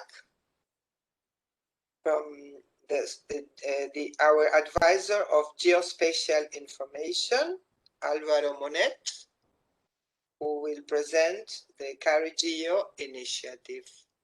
Welcome, Álvaro. Bienvenido. Okay, Kika. Thank you very much, dear colleagues. Thank you for the invitation, Ryan, Pauline. Good afternoon, dear colleagues. Are you looking at the screen? Yes, absolutely. Yes, Álvaro, but you need to share You it. need to Presentation. Yeah. Yes. to slide Great. present. Okay. Yes. Now we're Right, fine. yes. Thanks. It's fine Now, now. this is the more difficult part of the teleworking. So thank you very much for the opportunity, and I think that we can talk a little bit about the potential support from the geospatial side to climate change and disaster-related statistics. So we are going to introduce you an initiative, a regional initiative. It's called CariGeo, the Caribbean Geospatial Development Initiative. So which aims mainly to strengthen the geospatial information management in the region. This is based on a previous work, a very rich work that was conducted from UNGA and Americas, the Caribbean project to strengthen the management of geospatial information. And the idea right now is to project this work in the time to make it sustainable by establishing partnerships among different regional stakeholders. This is a process ongoing that we are trying to involve more and more participants and stakeholders to these partnerships. So you can see here who are the organizations that we are engaging to conduct this work. And mainly, the idea is to work with the national statistic offices and also with the national geospatial agencies, because there's a big potential in integrating this information to support public policies, decision-making, and sustainable development objectives. So the idea is that bring to this work to both communities, geospatial and statistical, and the organization and national levels that are linked to these issues. So in order to share with you the vision of this initiative, this has to do with improved capacities, to share the data, to strengthen the institutional arrangement, to support the national legislations in order to put this information available for the objectives for which the information is needed. So this is a little bit the roadmap, and we have transited until up to date in the two first steps here. So we have established a project steering committee, and there is also a first draft of terms of reference and a program proposal. We are in process to engage partners and donors because funding is for sure needed in order to support the execution of a specific project, which must be formulated considering which is the demand in terms of the use of geospatial information and the specific case of this webinar project, the issues related to climate change and disasters. So in the terms of reference, I will go fast here in order to leverage the time. You can see there the guiding principles, and in the right side the alignment, and this is important because UNGIM, the global initiative on global geospatial information management, is putting available several frameworks that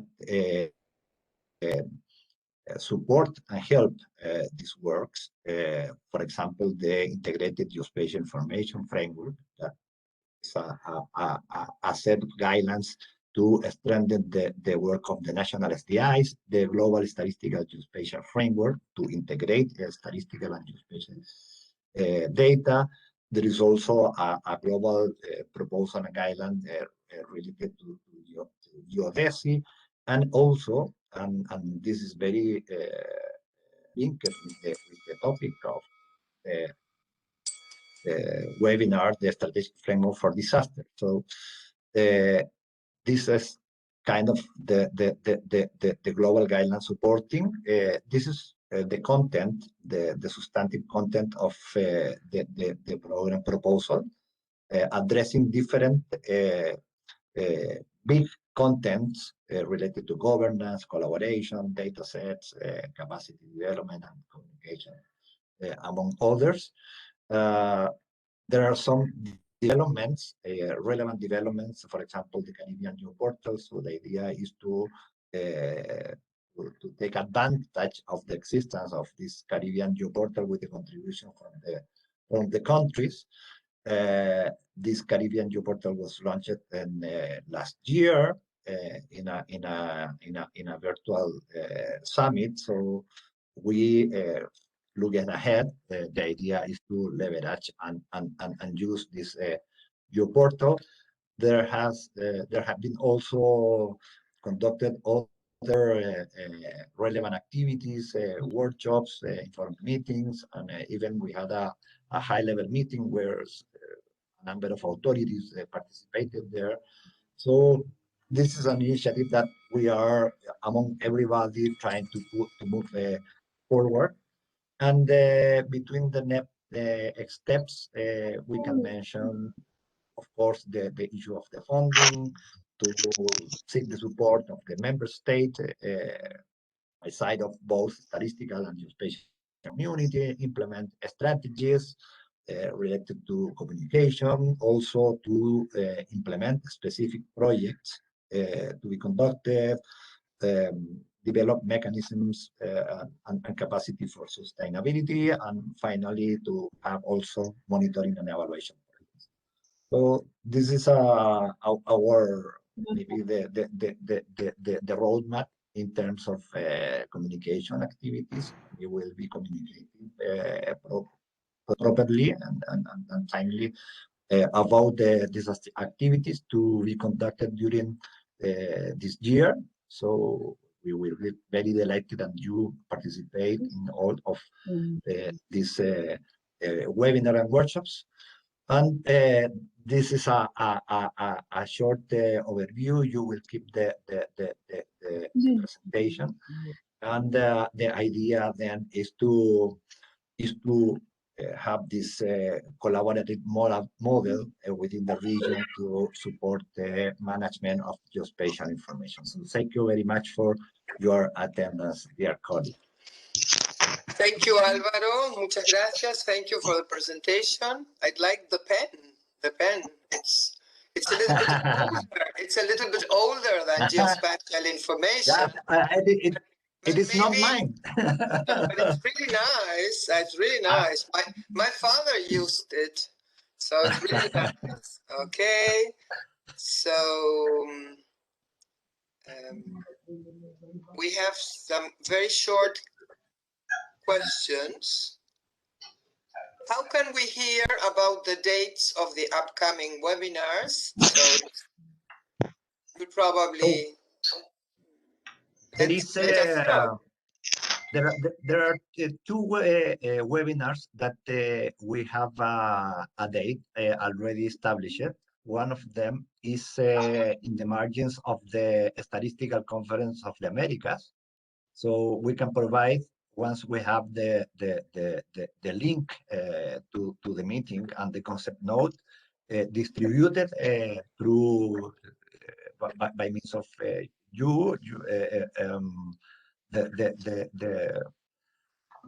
information to connect to this meeting. So everyone are cordially invited. And there is other workshop to be held by the end of April regarding the Caribbean Geoportal. So we will also distribute and send it to you all the information about this workshop. And while we are defining dates, we will be communicating to all of you to participate. Thank you very much, Alvaro. And there's one more question. Are you doing any work in the Caribbean for the 2020 round population and housing censuses? As Carigeo, not yet. Okay. Maybe there must be a national project in this regard, but as a whole, we have not until the moment to discuss it about having some regional project in this line. But it's a very good idea for sure. Thank you very much, Alvaro. Muchas gracias. Thank you. And now I will invite our colleague, Mrs. Cherry Farquharson. Did I pronounce it more or less correctly? Yes, you did. She is from the Caribbean Center for Renewable Energy and Energy Efficiency. So, Mrs. Ferguson, the floor is yours. Thank you. All right, so at the CCRE, our primary focus is renewable energy and energy efficiency. However, we do recognize how interrelated these energy resources are with climate. And as a result, we work closely with the Caribbean Institute of Meteorology and Hydrology, CIMH, and the Climate Studies Group, MONA. And one project that we are currently undertaking is a series of integrated resource and resilience plans for different member states. And these plans are for the energy sector. Usually, member states would conduct integrated resource plans. However, we have decided that we want to integrate resilience into every aspect of that energy sector plan. And I'll begin by sharing where the member states are in terms of installed renewable energy capacity and where they want to be. So this is as of 2019, and we see those bars in blue at the front, and we can compare those to the national targets set by the different member states in red. And in green, we have the national targets set by the Caribbean Strategy for Energy roadmap that has been set by CARICOM so that CARICOM can get to 47% renewables by 2027. So we see that there is quite a way for us to go between 2021 and 2027. And so these energy sector plans are critical. As we go through these plans, we assess different vulnerabilities and hazards, and we recognize temperature, wind profiles, humidity, precipitation, and insolation as significant climate variables that will affect different parts of the energy system. There are also geophysical vulnerabilities like flooding, landslides, erosions, and hazards such as Saharan dust, air quality, and optical depth.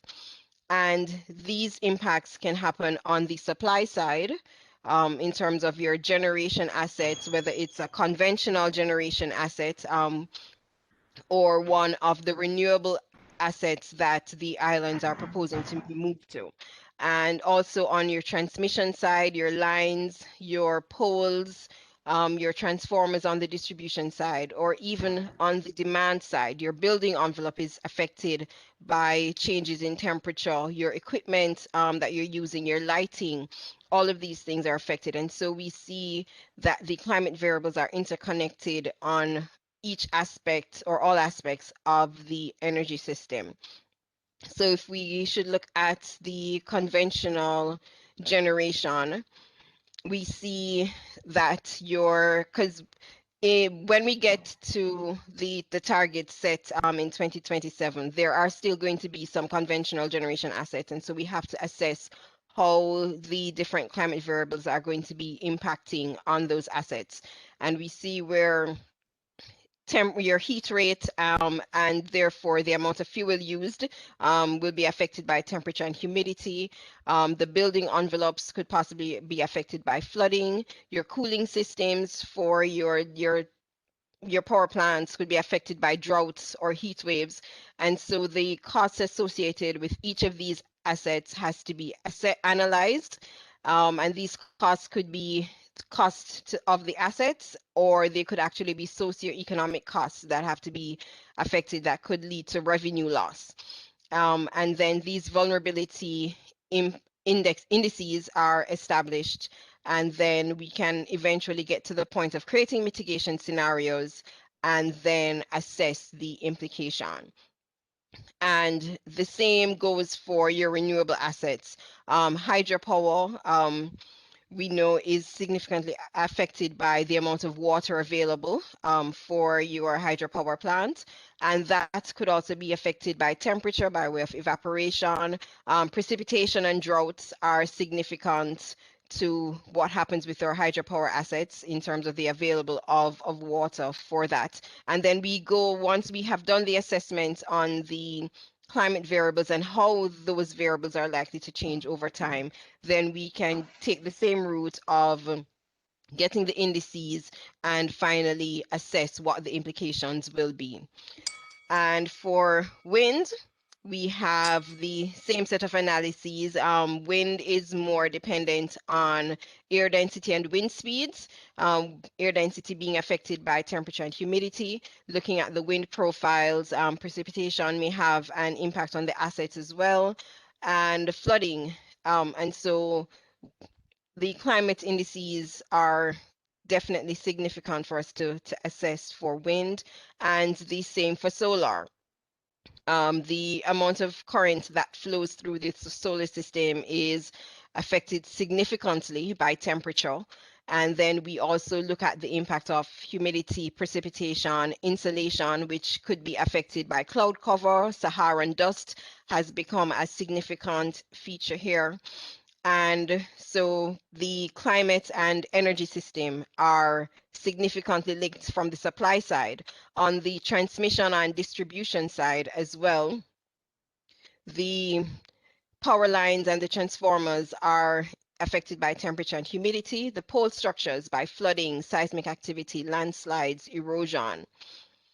And on the demand side for the end users of the energy that's being provided, there is impact on lighting, possible impact on your equipment. The most significant impact for climate is on the building envelope, and looking at how temperature affects the heat loading of the building, how humidity affects how easily heat can be transferred away from the building, air quality being affected, possibly by Saharan dust. And so these are all variables that we assess as we look at these energy sector plans, because what we want to ensure is that what is proposed to the member states at the end of these integrated resource and resilience plans is something that will be sustainable, something that will be affordable, and something that will definitely be environmentally friendly, because that is the vision of the center. And so while we're not on this side of collecting climate data necessarily, it is definitely important as an input into the products that we share, and the services that we offer for our member states. One of our primary products is collection of energy report cards for the member states each year. And we look at the greenhouse gas emissions and the greenhouse gas emission inventory and the priority sectors, and energy is definitely a priority for all of the member states, whether it's electricity or transportation. And so it is our duty to ensure that we are responsible as we do these energy sector plans so that we can advance that transition that the region has committed to. Thank you. Thank you very much for your presentation. All the issues regarding renewable energy are absolutely related to climate change and environmental statistics. And we have a question in the chat. We are in 2021 and there is a vast gap for your 2027 target.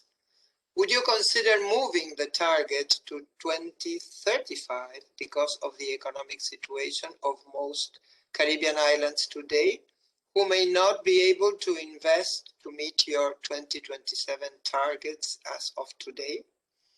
When would you review the 2027 target for each island?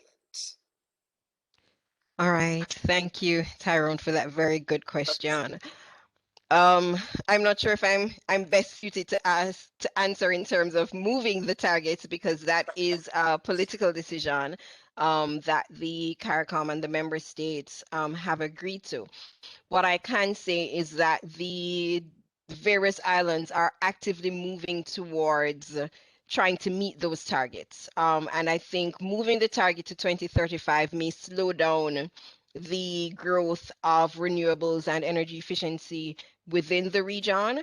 And so I would think that we continue on this path. And then when we get to 2027, we can do the reassessment, or as we approach closer to 2027, we do the reassessment to see what changes we need to make. And as a part of this transition that's happening, it's not just for what the member states can fund for themselves, but there is a lot of resources available that is being explored for external funding, for donor funding, or other sources of grant funding that is actively being explored so that to help the member states meet these targets.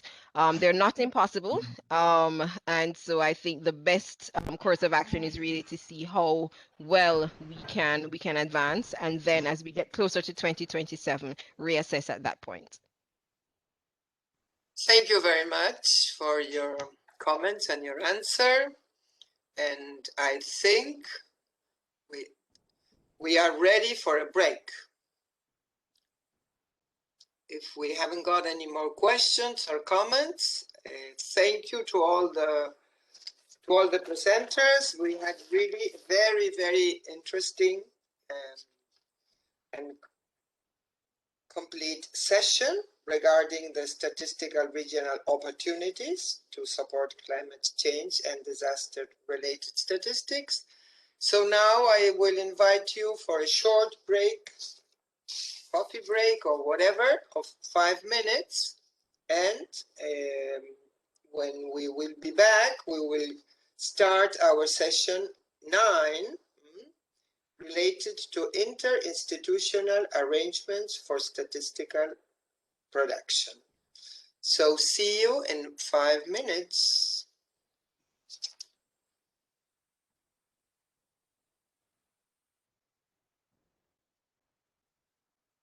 So please. So let's start. Shall I start, Kika, or? No, I mean, everything is fine. So go ahead. Yes, perfect.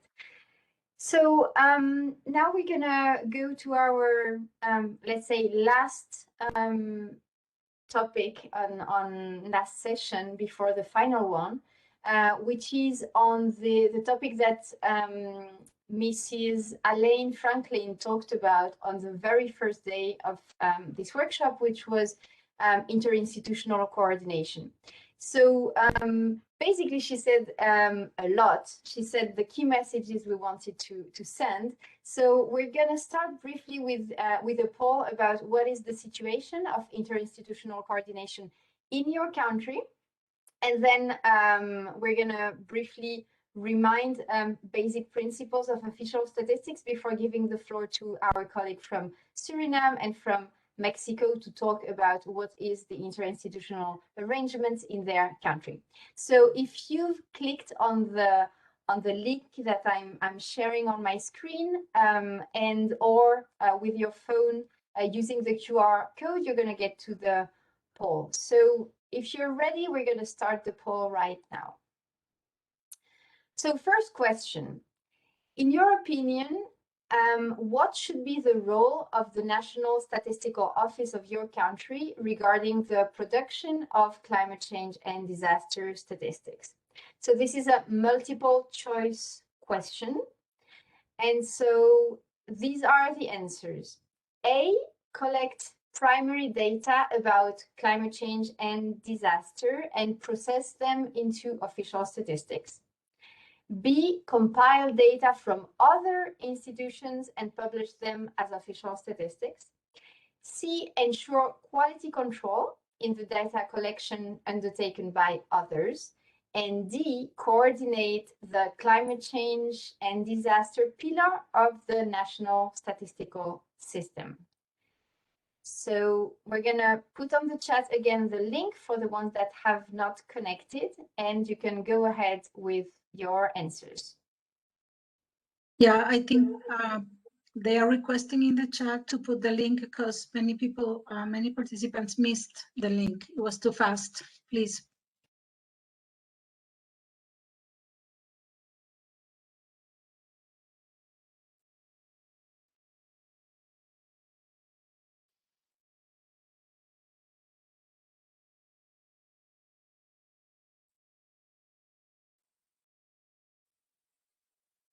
We're not seeing any link. No, Pauline, there is no link in the chat. Okay, let me see if I can put it again. Yeah, be sure to put it to everyone. Sometimes we're sending it to support stick.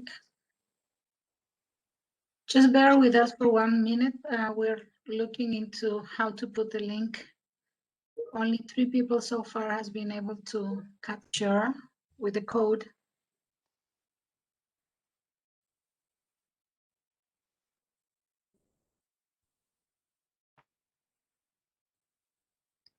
Now, can you see the link on the chat or not yet? Yes, we can see it. Perfect.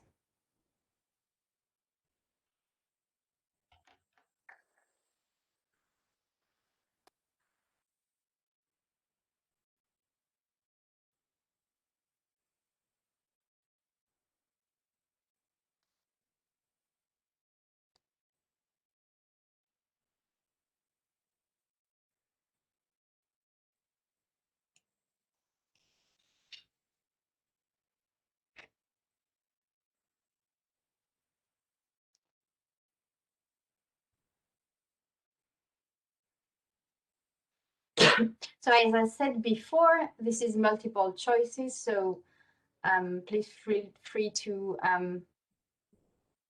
answer all the answers you believe are the right ones. So we're going to wait for 20 more seconds before moving on to the next question.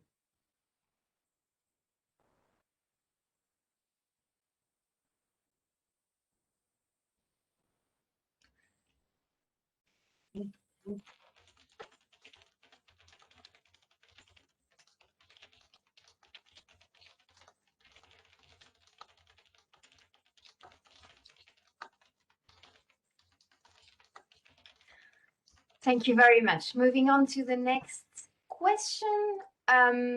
Basically, we're going to see in the slides what are the institutional arrangements that are available in the countries. But basically, depending on the countries, you can have all four answers that could actually happen in a country. Either collect primary data, in particular from household surveys, censuses, economic surveys, compile data from other institutions and validating them and publishing them, ensure quality control. Obviously, this is a leading role for the National Statistical Office, and coordinating or co-coordinating with other stakeholders, the pillar within the National Statistical Office. So second question, in your opinion, what should be the role of the ministry or authority that is in charge of climate change or of disaster, which is the Disaster or Emergency Management Authority of your country, regarding the production of climate change or statistic disasters? So should these two institutions either collect primary data about climate change or about disaster and share them with the NSO so that the National Statistical Office publish for official statistics? B, should they compile data and statistics from other institutions and publish them as official statistics? Or should they coordinate or co-coordinate the climate change and disaster pillar of the National Statistical System with the National Statistical Office? So go ahead with your votes.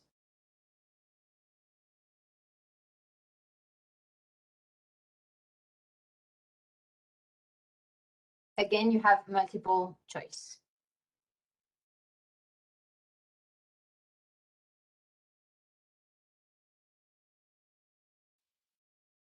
One more minute. Oh, second.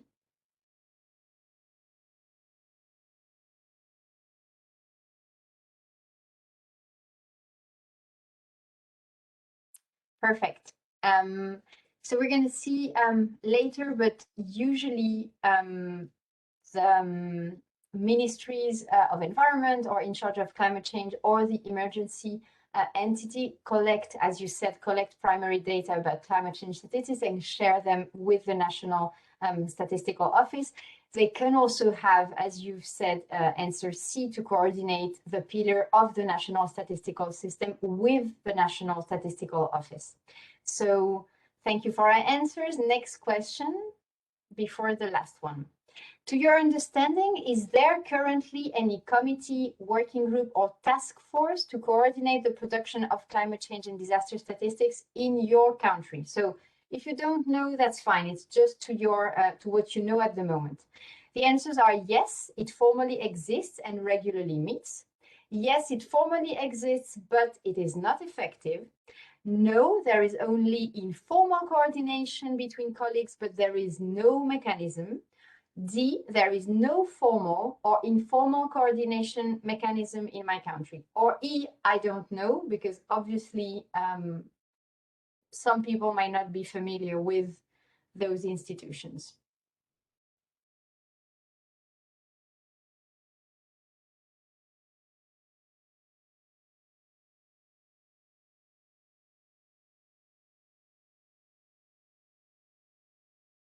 Perfect. So we have 6 people that don't know, and 1 colleague that has told us that it formally exists and regularly meets, and 4 that there is no meetings of the mechanism, and see that there is only informal coordination, which is already a first step. So this is good news. And 4 that believes that there is no formal or informal coordination system. And then last question. In your opinion, what are the main barriers for interinstitutional coordination in your country? Is it the lack of resources to organize regular meetings? Is it the lack of time of the colleagues? Is it the insufficient visibility of the benefits of collaborating? Is it the lack of head of entities support to coordinate? It is not considered a priority within your institution. It is because there is institutions' mandates overlap or fear of losing power or space, lack of an established coordination mechanism or legal mandate to coordinate, lack of interoperability and confidentiality of data, and colleagues from non-NSO do not see the need to coordinate with the NSO.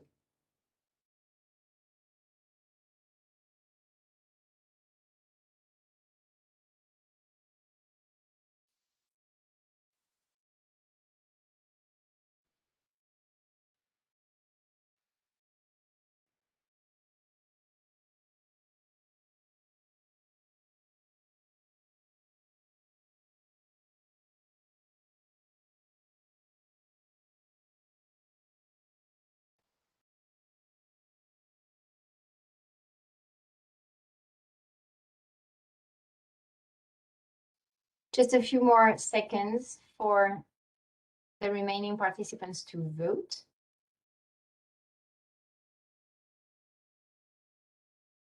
So far, the most answered option is lack of an established coordination mechanism, which is a very interesting answer because we can see how this issue, this barrier for interinstitutional coordination could actually be mitigated. So that's very, very useful for us, very interesting.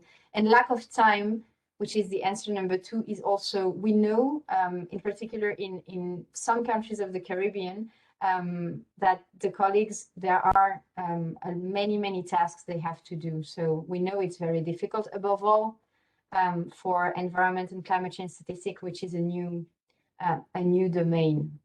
So yeah, we do understand. Perfect. So thank you very much for your participation. I'm just gonna briefly summarize, as I said before, with a quick presentation. Sami, if you would like to share presentation 9. Basically, what I wanted to share with you before giving the floor to Anjali is that interinstitutional coordination for statisticians and for statistics in general is not an option. As we're going to see in the second slide, Sami, if you can go to the next one. It is a fundamental principle of official statistics. It's principle 8, national coordination.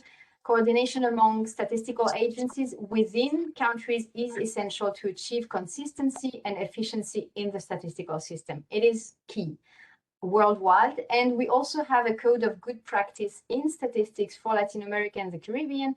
And it's principle 2 of that code of good practice. Coordination of the national statistical system. This will enable the statistics producing entities to plan and implement national statistical activity in a participatory manner, maintain close contact and work jointly to improve the quality, comparability and consistency of official statistics. So if I'm going to move to the next one and then the next one, because I've just put the following slide for you to have the different way of organizing this national statistical system. Sami, if we can move to the next one and the following one. And this is the last one. Next.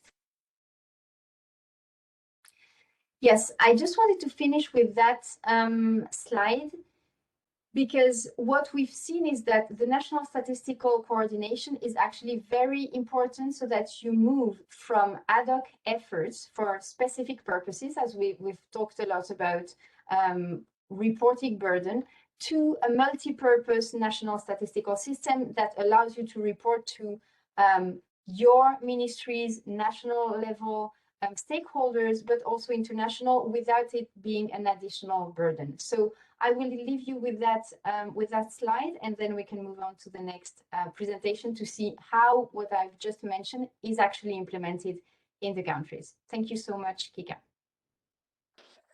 Thank you, Pauline. Thank you, everybody, for your participation and for your very interesting answers to the poll.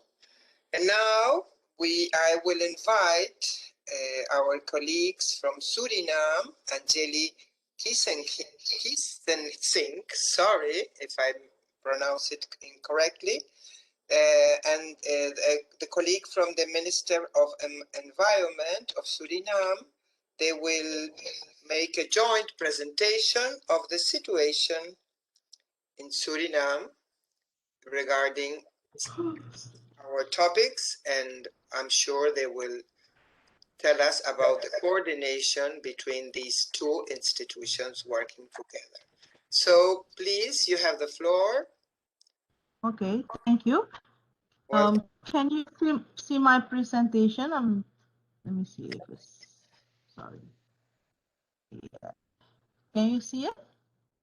Not yet, but it's, yes, it's, okay. It's, oh, sorry, I have to go at the beginning. It's okay now.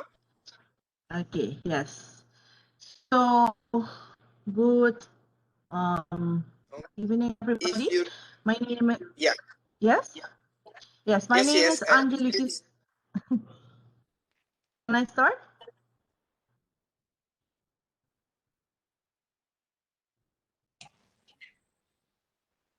You hear me? Great, Angeli.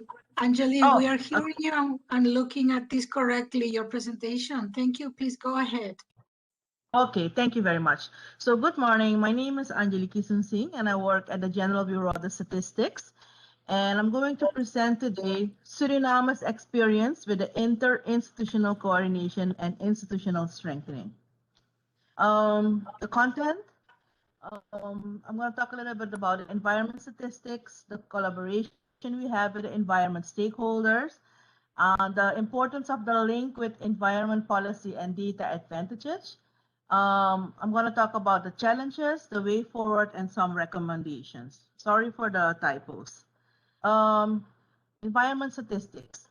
Since 2002, GBS published 9 environment statistics publications and contain data information on 13 environment areas and are available in the languages Dutch and English. You will see them in the next slide. In the 9th publication that was last year, we also published some of the SDG-related, environment-related SDGs. Our last 3 publications are available on the GBS website, but they are also available on the UNSD websites. For the publications, we use the following 3 guidelines. We use the CARICOM core set.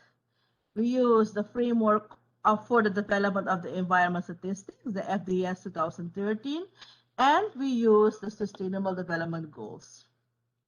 So this is the situation.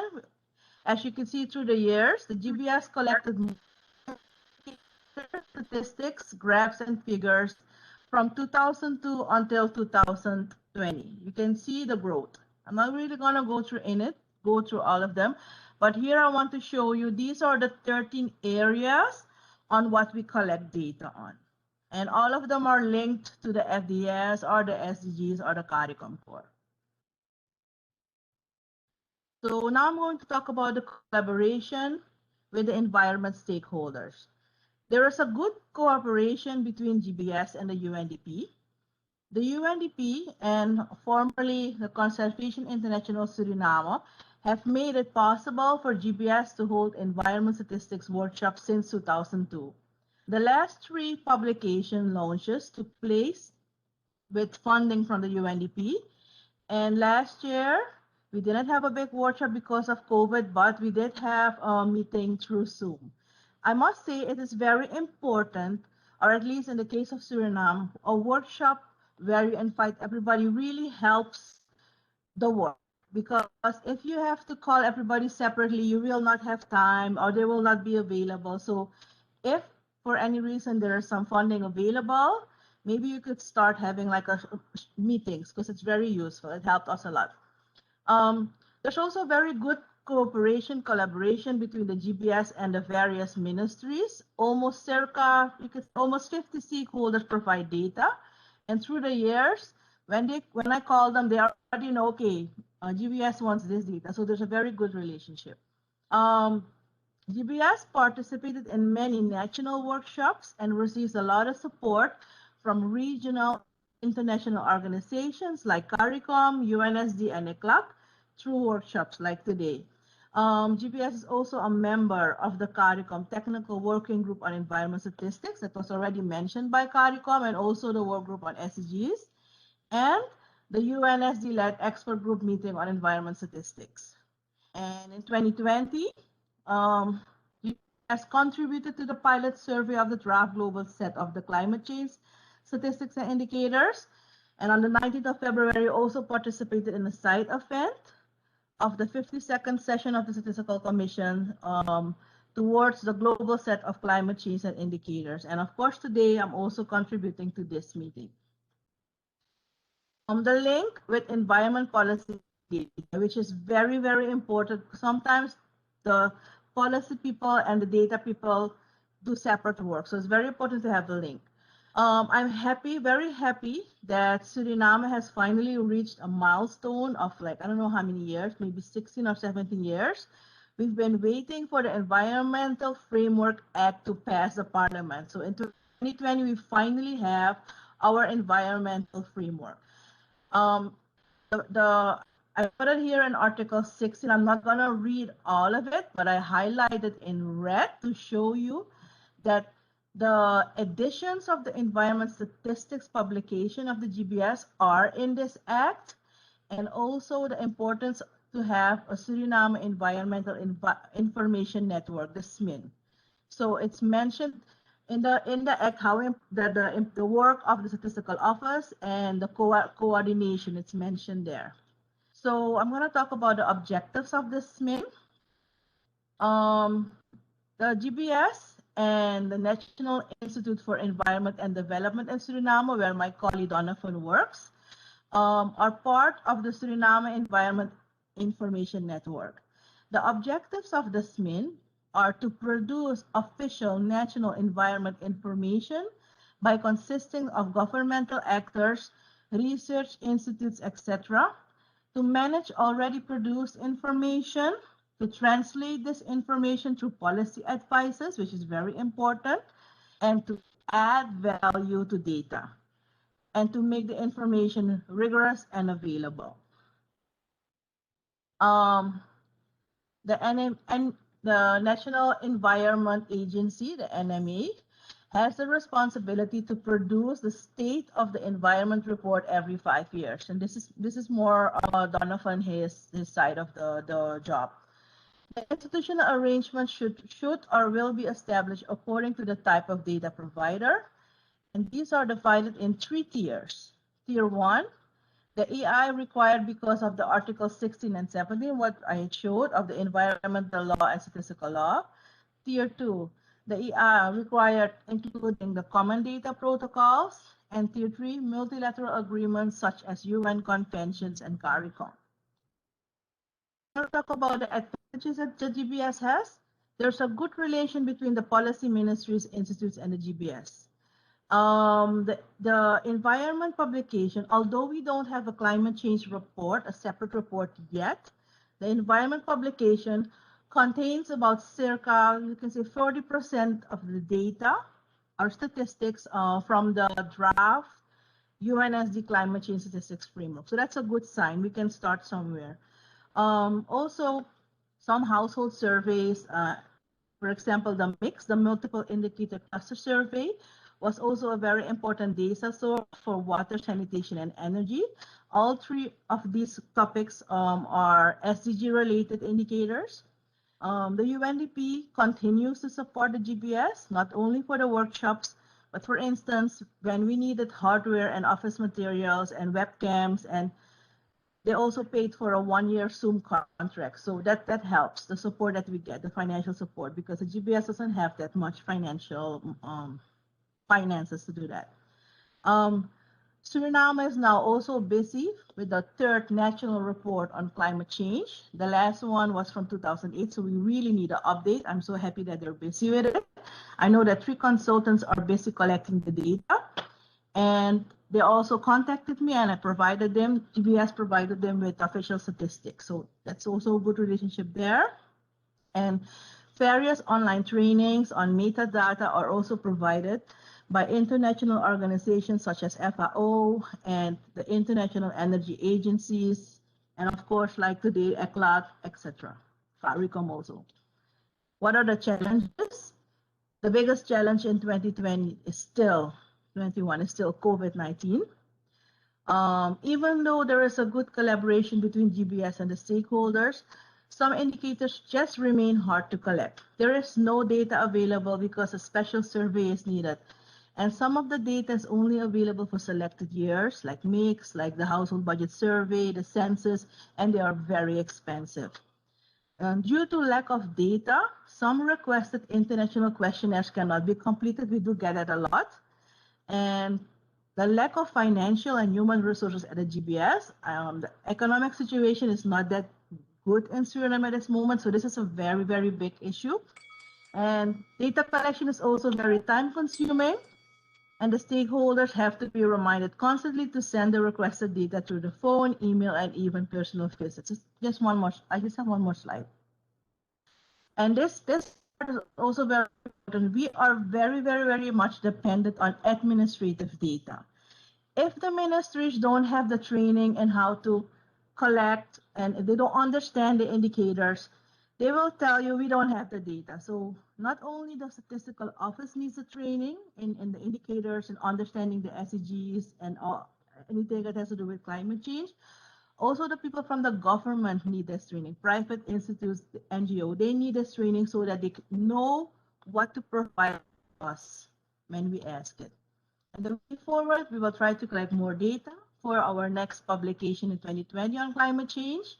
Also try to provide more data for the consultants for the third national communication, collaborate more with the national climate change focal points, and promote linking climate change monitoring statistics and policy. Preferably this year, but latest 2020, publish our own climate change statistics report for Suriname, and participate in the UNSD Global Consultation on Climate Statistics and Indicators. And my last slides, I have some recommendations. Maybe it could be useful for the group. Partnership between the NSO and key stakeholders is crucial to successfully establish environment statistics and climate change statistics. This is the last slide. If your country does not yet have an established collaborative mechanism, such as the Interagency Working Committee on Climate Change or Environment Statistics, it is very important to set this up to facilitate data coordination and reporting. Second, an establishment of an MOU for data sharing could support timely data submissions to the NSO and enhance data exchange with relevant ministries for environment statistics and with the Climate Change Authority that reports to the UNFCCC on emissions, inventories, national adaptation plans, etc. Countries be encouraged to participate in the planned UNSD Global Consultation on the draft global set, which was already mentioned by Emil and Rina. And the country should seek support for capacity development through funding mechanisms, as in the case of Suriname, UNDP, but I know there's also the Green Climate Fund in a lot of the countries, the Global Environment Facilities, and the bilateral donors. So these are my points, and that's the end. Thank you. Thank you very much for your interesting presentation. And it's very interesting to see the coordination between the statistical office and the rest of the ministers. So thank you very much. And now I will invite Mrs. Cesarela Lopez, from Vice President of the Geography and INEGI, Geography and Environment, National Statistical Office of Mexico. So, bienvenida, Gesarela. Muchas gracias, Kika, por la presentación. Good morning, everybody. Thank you for the invitation. And now I will share my screen.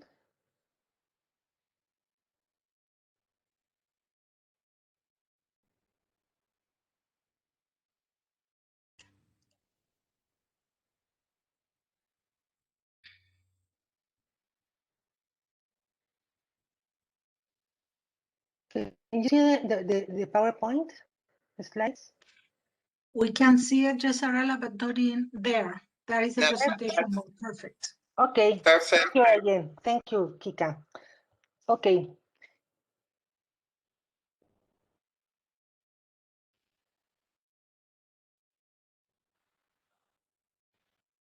And now I will talk about the National Information System in Mexico, the statistical and geographical information, some examples and exercises of Geospatial Data Cube, and the working groups that that Mexico is integrated.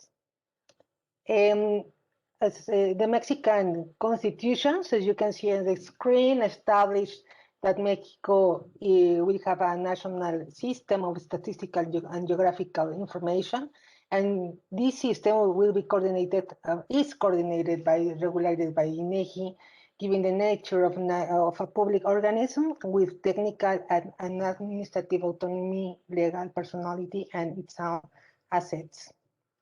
The national the purpose of this system is to provide to the society the information of quality, pertinent, truthful, and timely information, and with that to contribute to the development of the nation. The institute also regulates activities aimed to the timely dissemination of the statistical and geographical information through mechanism that facilitates access to them, in addition to promoting the knowledge and use of this information. As you can see, also INEGI has two roles. One of them is to produce information, and the other is coordinate this national information system. And in this sense, INEGI has different functions, like a producer and statistical and geographic information, is a regulator of these statistical and geographic activities, coordinate the national information system, is as official source of statistical and geographic information for society and the state, is a promoter of the official use of the statistic and geography, and protect the information. The main objective of the national system is produce, integrate, and disseminate information of national interest, and must be of quality, pertinent, truthful, and timely, and is the guidance for this. This is the guiding principles of the information that are accessibility, transparency, independence, and objectivity. And as you can see, Mexico facilitates the collaboration between the institutions and ministers to generate information through these four national subsystems to generate this information about social demographic information, economic information, geographical and environmental information, and government and security. Particularly through the national subsystem of geographical information, environment, land, and use planning, is conformed by 8 specialized technical committees that have the role to performance to the different institutions divide with these 8 different topics. One of them is to generate information about climate change, emission, and waste. Another is to water information. Another is to generate marine information. another is to basic geographic information, another is cadastral and register information, another is regarding to land use, vegetation, and forest resources, and energy sector information, and the regional and urban development information.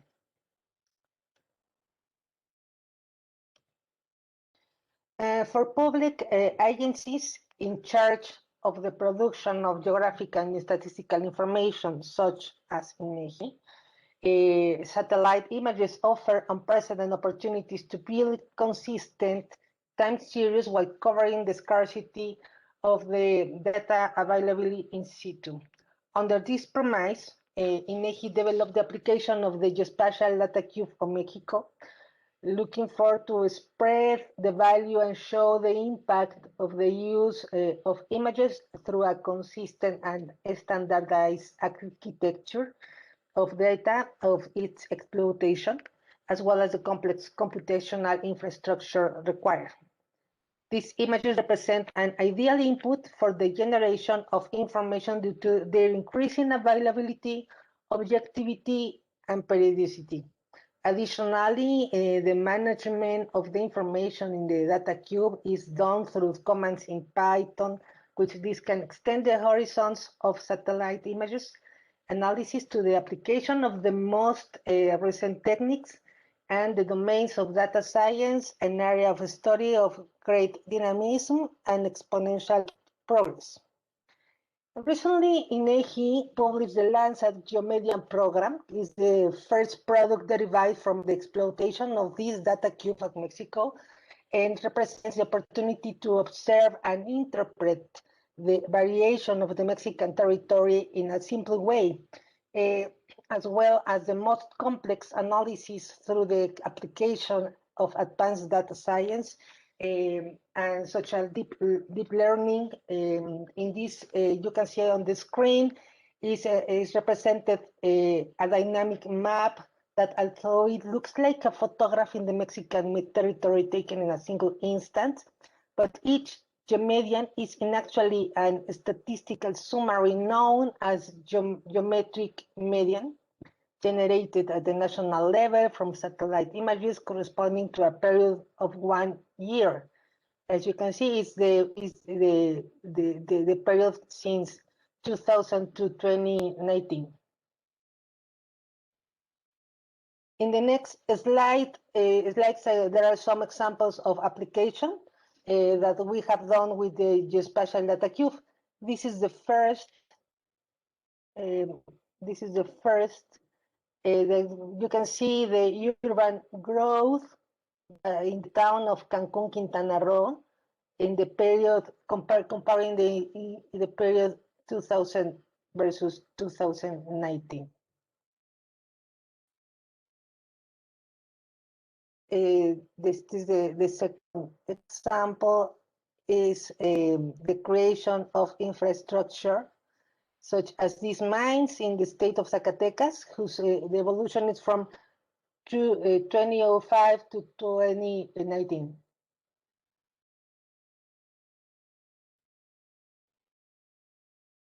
This is a very representative example because it's a case that this tool can support the evaluation of public policies. In this visualization is the impact of the policy had improved the use of water that allowed the restoration of Lake Chapala in the state of Jalisco. And these images are comparing the 1984 to 2019. And finally, this is one example of the structure and the impact on the natural landscape, such as the creation of one of the largest dams in Mexico called La Yesca. The observation is during the period 1984 to 2019. And this allows us to visualize in a few moments the evolution of the natural environment.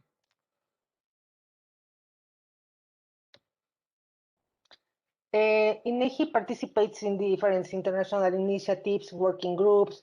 This is some of them. Only to mention is with ECLAC working groups, with UNESE task forces, with UNSD, UNDRR, UNGGIM of Americas. In this case, Mexico is the president of this initiative in Americas, and with the group of on observation. In this all initiative, Mexico is participating in different working groups regarding to environmental statistics, climate change statistics, disasters, etc. And some reflections about this the statistical the environmental statistics. I think that the spatial information and statistics can be and should be integrated in support of national priorities and global goals. The integration facilitates the location and assessment of public policy and indicators progress over time. And the national system of statistical and geographical information enables our country to produce and integrate various sources of information in support to official statistics, addressing global initiatives and monitoring disasters, for example. The use of satellite data to derive these metrics in an internationally relevant issue, since it oriented towards to Sustainable Development Goals of 2030 Agenda. These techniques are being explored and promoted by the national statistical institutes in the region. An example of this is that Mexico coordinates the working group on the Statistics Conference of Americas of ECLAC on environmental statistics and the use of non-conventional methods such as administrative records and use of land observation with satellite images. And in this working group is integrated by 12 countries. And we are currently working on a diagnosis to know the technical and infrastructure capacities to be able to do recommendation and advance towards the integration and use of these tools for the development of statistical and regional SDGs indicators. Particularly on the subject of land observation, the aim is to propose regional methodological recommendation for the use of satellite images through the use of the land observation in terms of land cover and water body in order to contribute to measurement of this kind of SDGs, of these regional SDGs, and strengthening the capacities and the standardization of products and processes in the countries of the region. Thank you very much for your attention. Thank you very much, Gesarela, for your presentation and all the overview of the new development and the use of new data sources and the coordination of the Statistical Conference of the Americas that it's now in INEGI, in the National Institute of Mexico. So thank you very much for both presentations from countries. Thank you to the colleagues from Suriname. Thank you, Gesarela. And believe it or not, we are arriving to the end of our webinar. As you remember, I mentioned the first day that it was going to be a hard work. It was. And I will invite, now we have our last session, session number 10, regarding the roadmap and the next steps for the construction of national indicators. So I will invite our colleague Karina for her presentation regarding regional resources for collaboration. So Karina, please.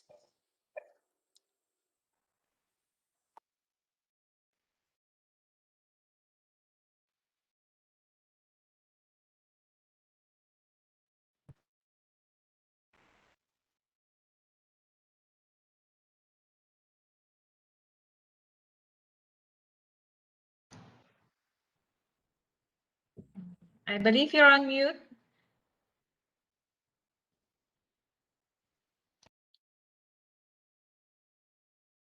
Can you hear me now? Yes, we do. Good. And presentation is on, right? Yes. Great.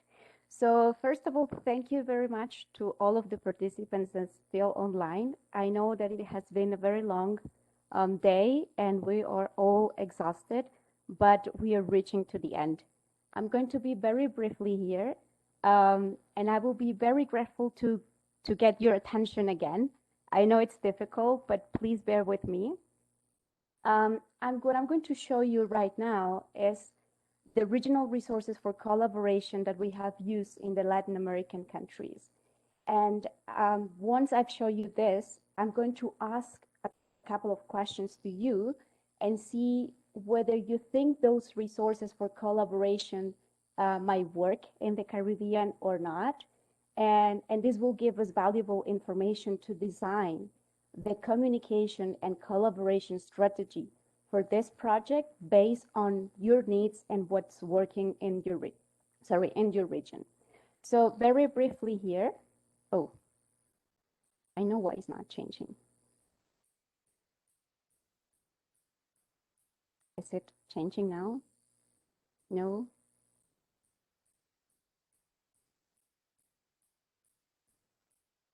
Do you see my next slide? Not yet, Karina. No. Perhaps ask for support to help you, Karina, and show your presentation. I don't know what happened. Maybe you can unshare it and share it again. Yeah. Or for me, it worked when I clicked with the space button because I couldn't pass it with the mouse. I don't know. Yes. Next slide, space button, and to come back is in the left corner. You have some icon there. Oh, it's working now, right? Yes, now we see it. Yeah. Great. Okay. So our objective with the Latin American countries, in terms of collaboration activities and communication, it goes to strengthen the production, use, and dissemination of climate change, disaster, and environment statistics and indicators. And to do that, we facilitate collaboration, integration, technical exchange in the countries and the region. Some of the specific objectives is to create and maintain knowledge sharing. So as you might experience, there is a high turn of personnel in the environment units. So what we're trying to do is to try to help those who are arriving, so those new technicians, and try to connect those with more advanced and more senior technicians so that they can advance faster in their knowledge. We also try to document and disseminate the regional heritage of climate change. So all the work that you do, we try to document it and then keep it in one way that it's available to all the technicians and people who is interested in building indicators, disseminating indicators, and of course, using them for policymaking. And now, given the current time of COVID, we are doing a great effort to make online training available to everyone who is interested, not only through webinars, but also through online courses. I will briefly explain that in the next slides. And of course, promote South-South cooperation. We have some champions in the region, and we try to use and to leverage their knowledge so that the other countries in the region can learn from them and help them to advance faster in this endeavor. And of course, as you have seen during this event, we are also trying to seek opportunities for synergies with other development partners, so that instead of creating or overburden environment units with a lot of work, try to see how can we synergize efforts and make this more efficient. And for that, we have four big tools, so to say. We have these regional networks, and nowadays with the online mode, we have a lot of webinars, but also online workshops who are more targeted to one specific country. We have also a virtual library where you can find all the technical information, all the different frameworks in one space. And this is, of course, a living library that it is nurtured by the expertise and the documents that our technicians in the region use frequently. And as I said previously, we're also having now an online training course on the basics of environment statistics. Yeah, here again, the activity so that you can have a better idea of what kind of specific collaborative activities we have. We have a WhatsApp group with the Latin American countries that has worked very well. People share their events, just news information about their publications. Sometimes they have a question about specific indicator they are working on, and then colleagues from other countries can quickly react to this and make quick recommendations to this.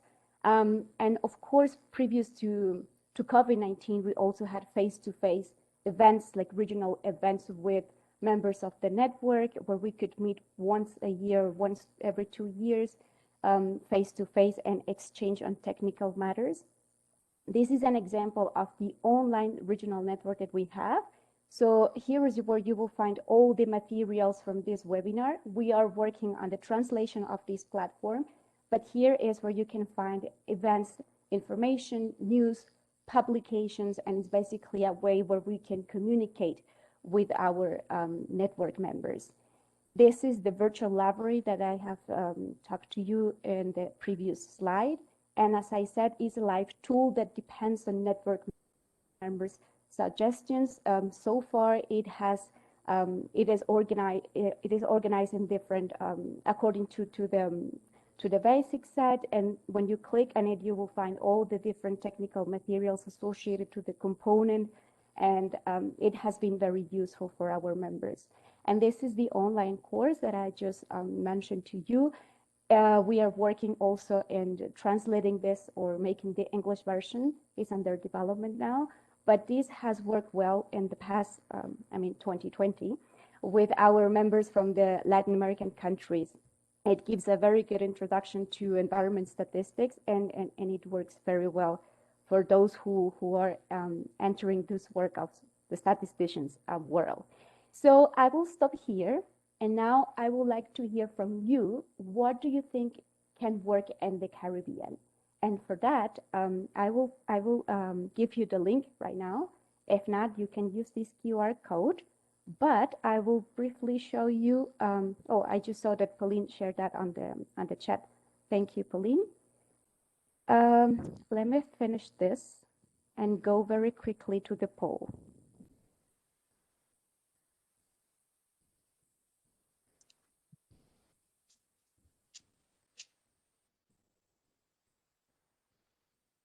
Okay, so now the link is in the chat, right? Can someone confirm that? Because I'm seeing Yes, it but, is. yeah, good. So I will just quickly ask you to go to the link. Now you're seeing my screen, right? Yes, we are. Good. So I have prepared 3 questions for you. And what you will see is first, how would you prefer to hear from us regarding the project's latest activities and other related news? So here you have different options. You can choose either just one option or all of them. You feel which one do you think will be more interesting, more useful? I just wanted to place this on another window so that you can see how the question looks like. So you will see something like this. The question, and then here you can either say, email is okay, WhatsApp community sounds good to me, or maybe ECLAC's website, regional network platform, or maybe I'm not really seeing the website frequently. So just choose whatever you feel is good to you. I think we have 12 participants. I'm not aware of how many participants we have in the webinar right now, but at least we have the votes from 12 of them. It is very important for us to get your inputs, because this will give us the information to design what is best for you. So if you have any question on how to enter to this platform, please do not hesitate to put it in the chat, and either I or my colleagues can guide you through because this is very valuable for us. So what I'm seeing here is that direct email works quite well. The online regional platform can also work. ECLAC's website, WhatsApp community maybe not so preferred. Let's see. We have 15 participants. I'm just going to wait a few more seconds and see if there are other opinions or more people want to vote.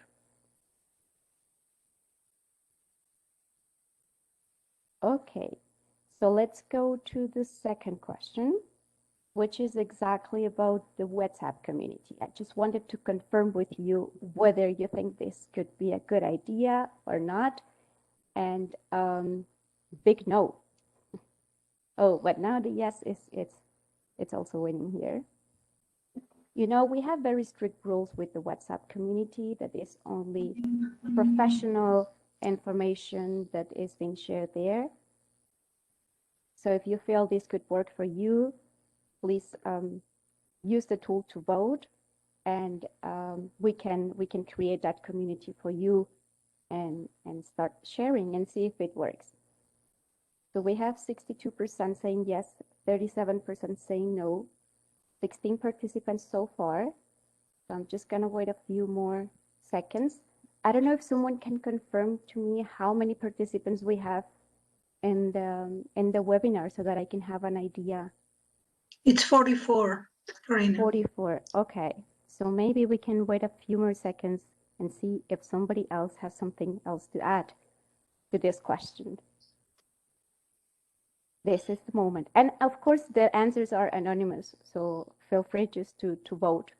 Don't worry about us saying who is answering what. We are not able to see that. We don't have this information. Okay, so we have now 17.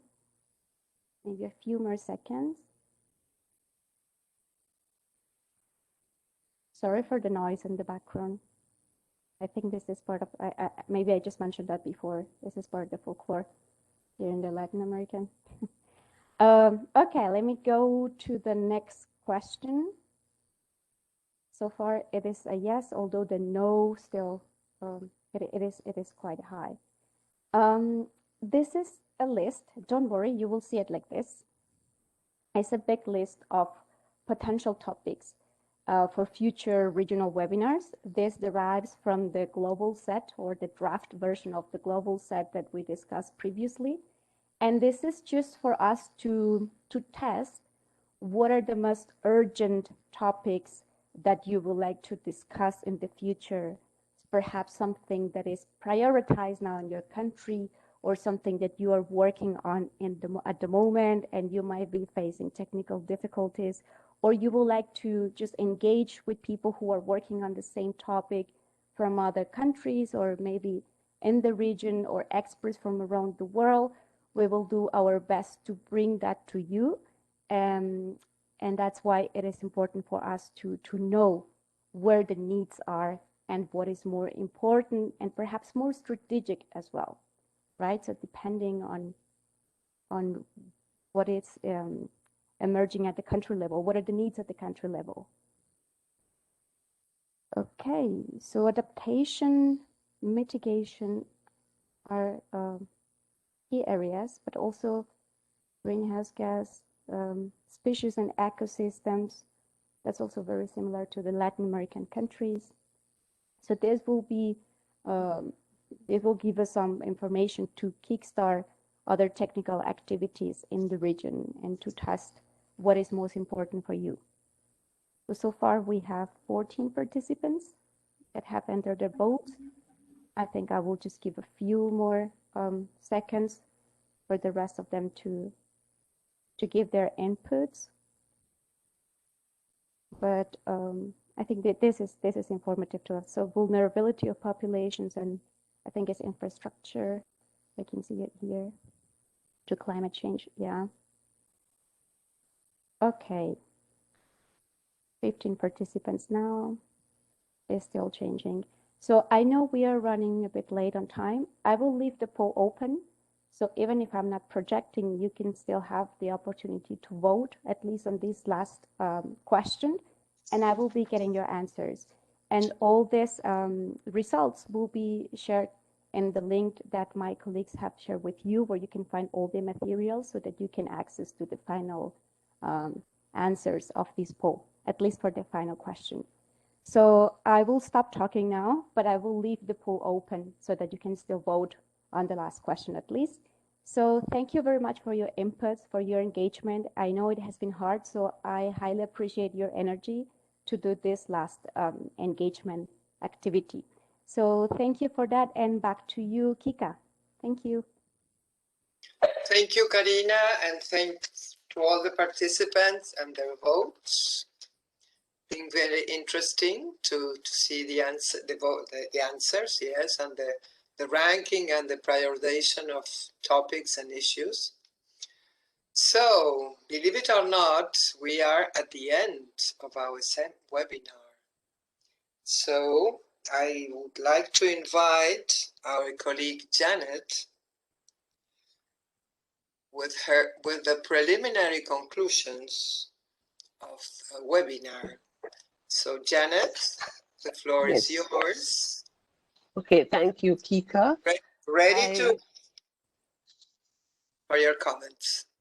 Okay, I'm going to read it because I don't have a presentation, but I think that we're all aware that climate change has affected the SIDS disproportionately when we look at the size of the countries, their use of fossil fuels and emissions of CO2, hence the need to compile reliable environment statistics on climate change and disasters. During the course of these 3 days, among other knowledge imparted, we learned of the origins of the project, how it will be implemented, and the objectives. Some of the topics we touched on were on why we build indicators, what they are and how to measure them, as well as the types and sources of statistics, the ways to measure climate change by looking at the drivers, evidence, impacts, vulnerabilities, mitigation, and adaptation. Themes were looked at, were seen. We were given an introduction to the FDES, the Framework for the Development of Environment Statistics, and the draft global set of climate change statistics and indicators, as well as the manuals on the basic set and the Environment Statistics Self-Assessment Tool, the ESAT. We learned about the importance of statistical classifications and methodological sheets.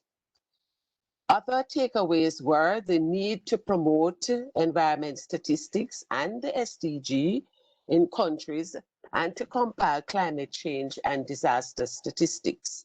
This can be assisted by the integration of environment statistics in the national statistics system, the dissemination of available statistics to the relevant authorities. There's also general agreement that intra and interagency coordination is important for the successful production of climate change and disaster statistics, as well as environment statistics. Countries were encouraged to seek support from regional and international agencies to build their environment statistics. Also important are agreements on metadata, gap assessments, strengthening of institutions and technical capacities, and further work on methodologies. Where there are countries that do not produce data on disasters, ECLAC has guidance for assessing disasters and their costs. The Paris Agreement and its climate change reporting mechanisms were explained, as well as support for its measuring, reporting, and verification systems. We were introduced to geospatial initiatives in the region.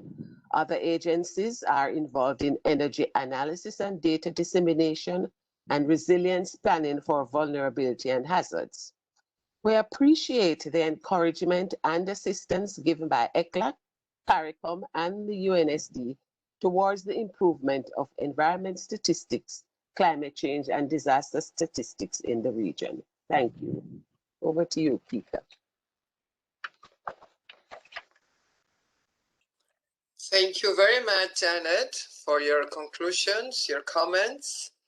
It's really been an excellent overview of these 3 days and a summary of all the presentations and the topics and all the issues that were developed by the presenters. So I think we are really now at the end of our webinar. So I will ask Rajen for the final words before we say goodbye and try to develop some future trends in our works. So please, Rajen. Thanks to all of the participants that are here. I think it's a good opportunity for all of you in the outset of this meeting to put whatever comment you will feel it's appropriate in the chat, or you can also raise your hand for the last time and give us a little bit of feedback.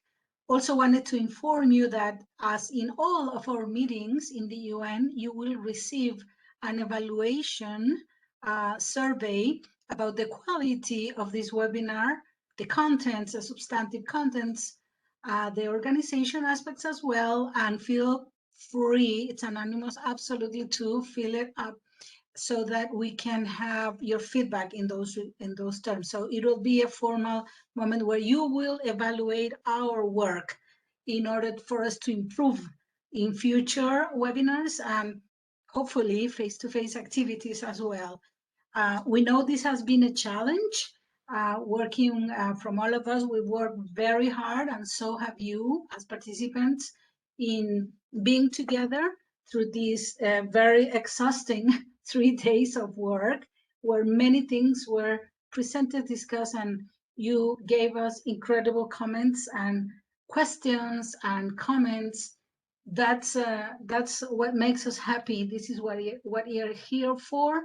We're here to serve our member states, and you really have been an excellent audience. And this webinar, although suboptimal because it's remote and we have not been able to share coffees together and actually talk to you face to face and in the hallways during the breaks, joke a little bit and be more familiar with each other and become friends as wish it could have been the case. Nevertheless, we at least started sharing some of the contents with you, as we say, at 1 digit. So it's very panoramic view. It's very introductory, but that was the objective of this first kickoff meeting. We will have more opportunities at the national level and at the regional level to engage with one another and continue in this road to work together for environment statistics and, of course, climate change and disaster statistics and indicators.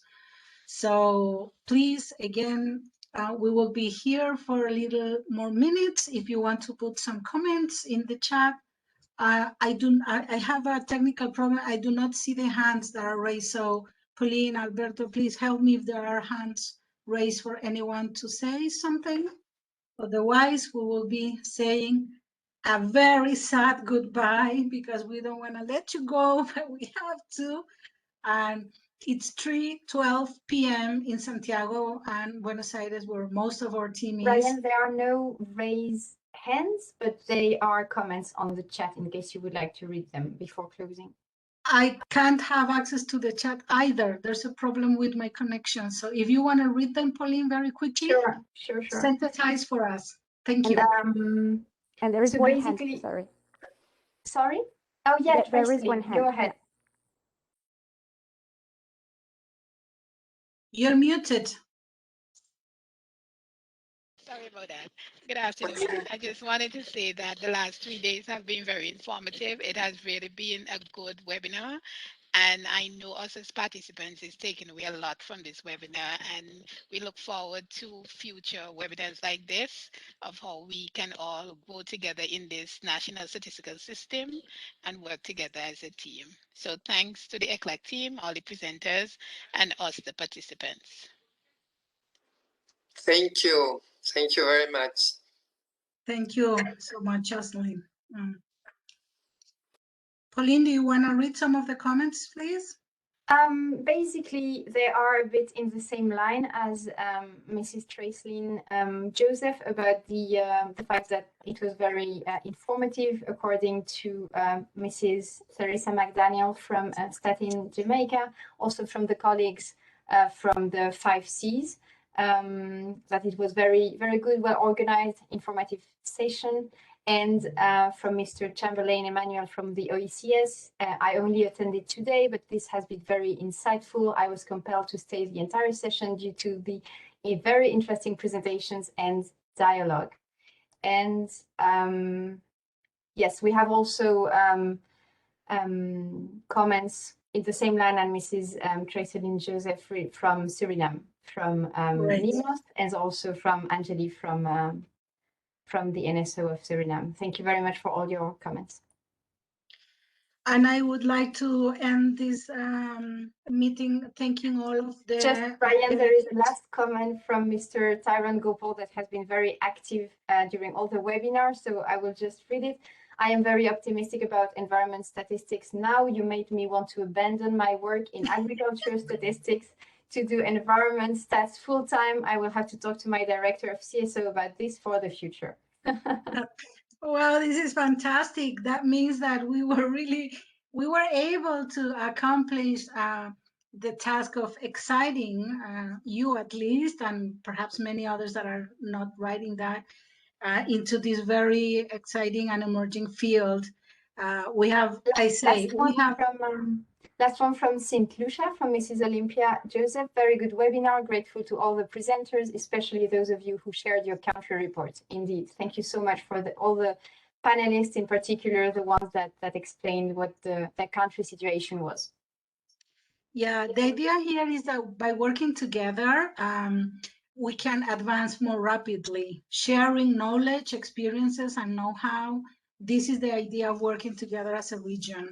And we are bringing you the panelists that we thought that would be useful, again, in a very synthesized way, so you can have a panoramic view. But from now on, we will start doing more in-depth work in regards to climate change and disaster statistics and its relations with the environment, social and economic statistical domains. So I wanted to thank all of the team at ECLAC. As you can see, most of them are with their cameras open now. And of course, CARICOM and UNSD and all of the agencies that helped us put together this webinar. But particularly, I want to thank my team that has worked very, very till the point of we are a bit tired. So maybe I'm not making much sense right now. And our office at sub-regional headquarters in Port of Spain with our colleague, the statistician, we have been working very hard with Abdullahi as well. So thank you very much, everyone, from the bottom of our hearts. And we will be seeing each other and communicating very shortly. Have a great rest of the day and a great weekend as well. Take care. Bye. Thank you all and have a blessed day. Bye. Bye-bye, everyone. Bye-bye.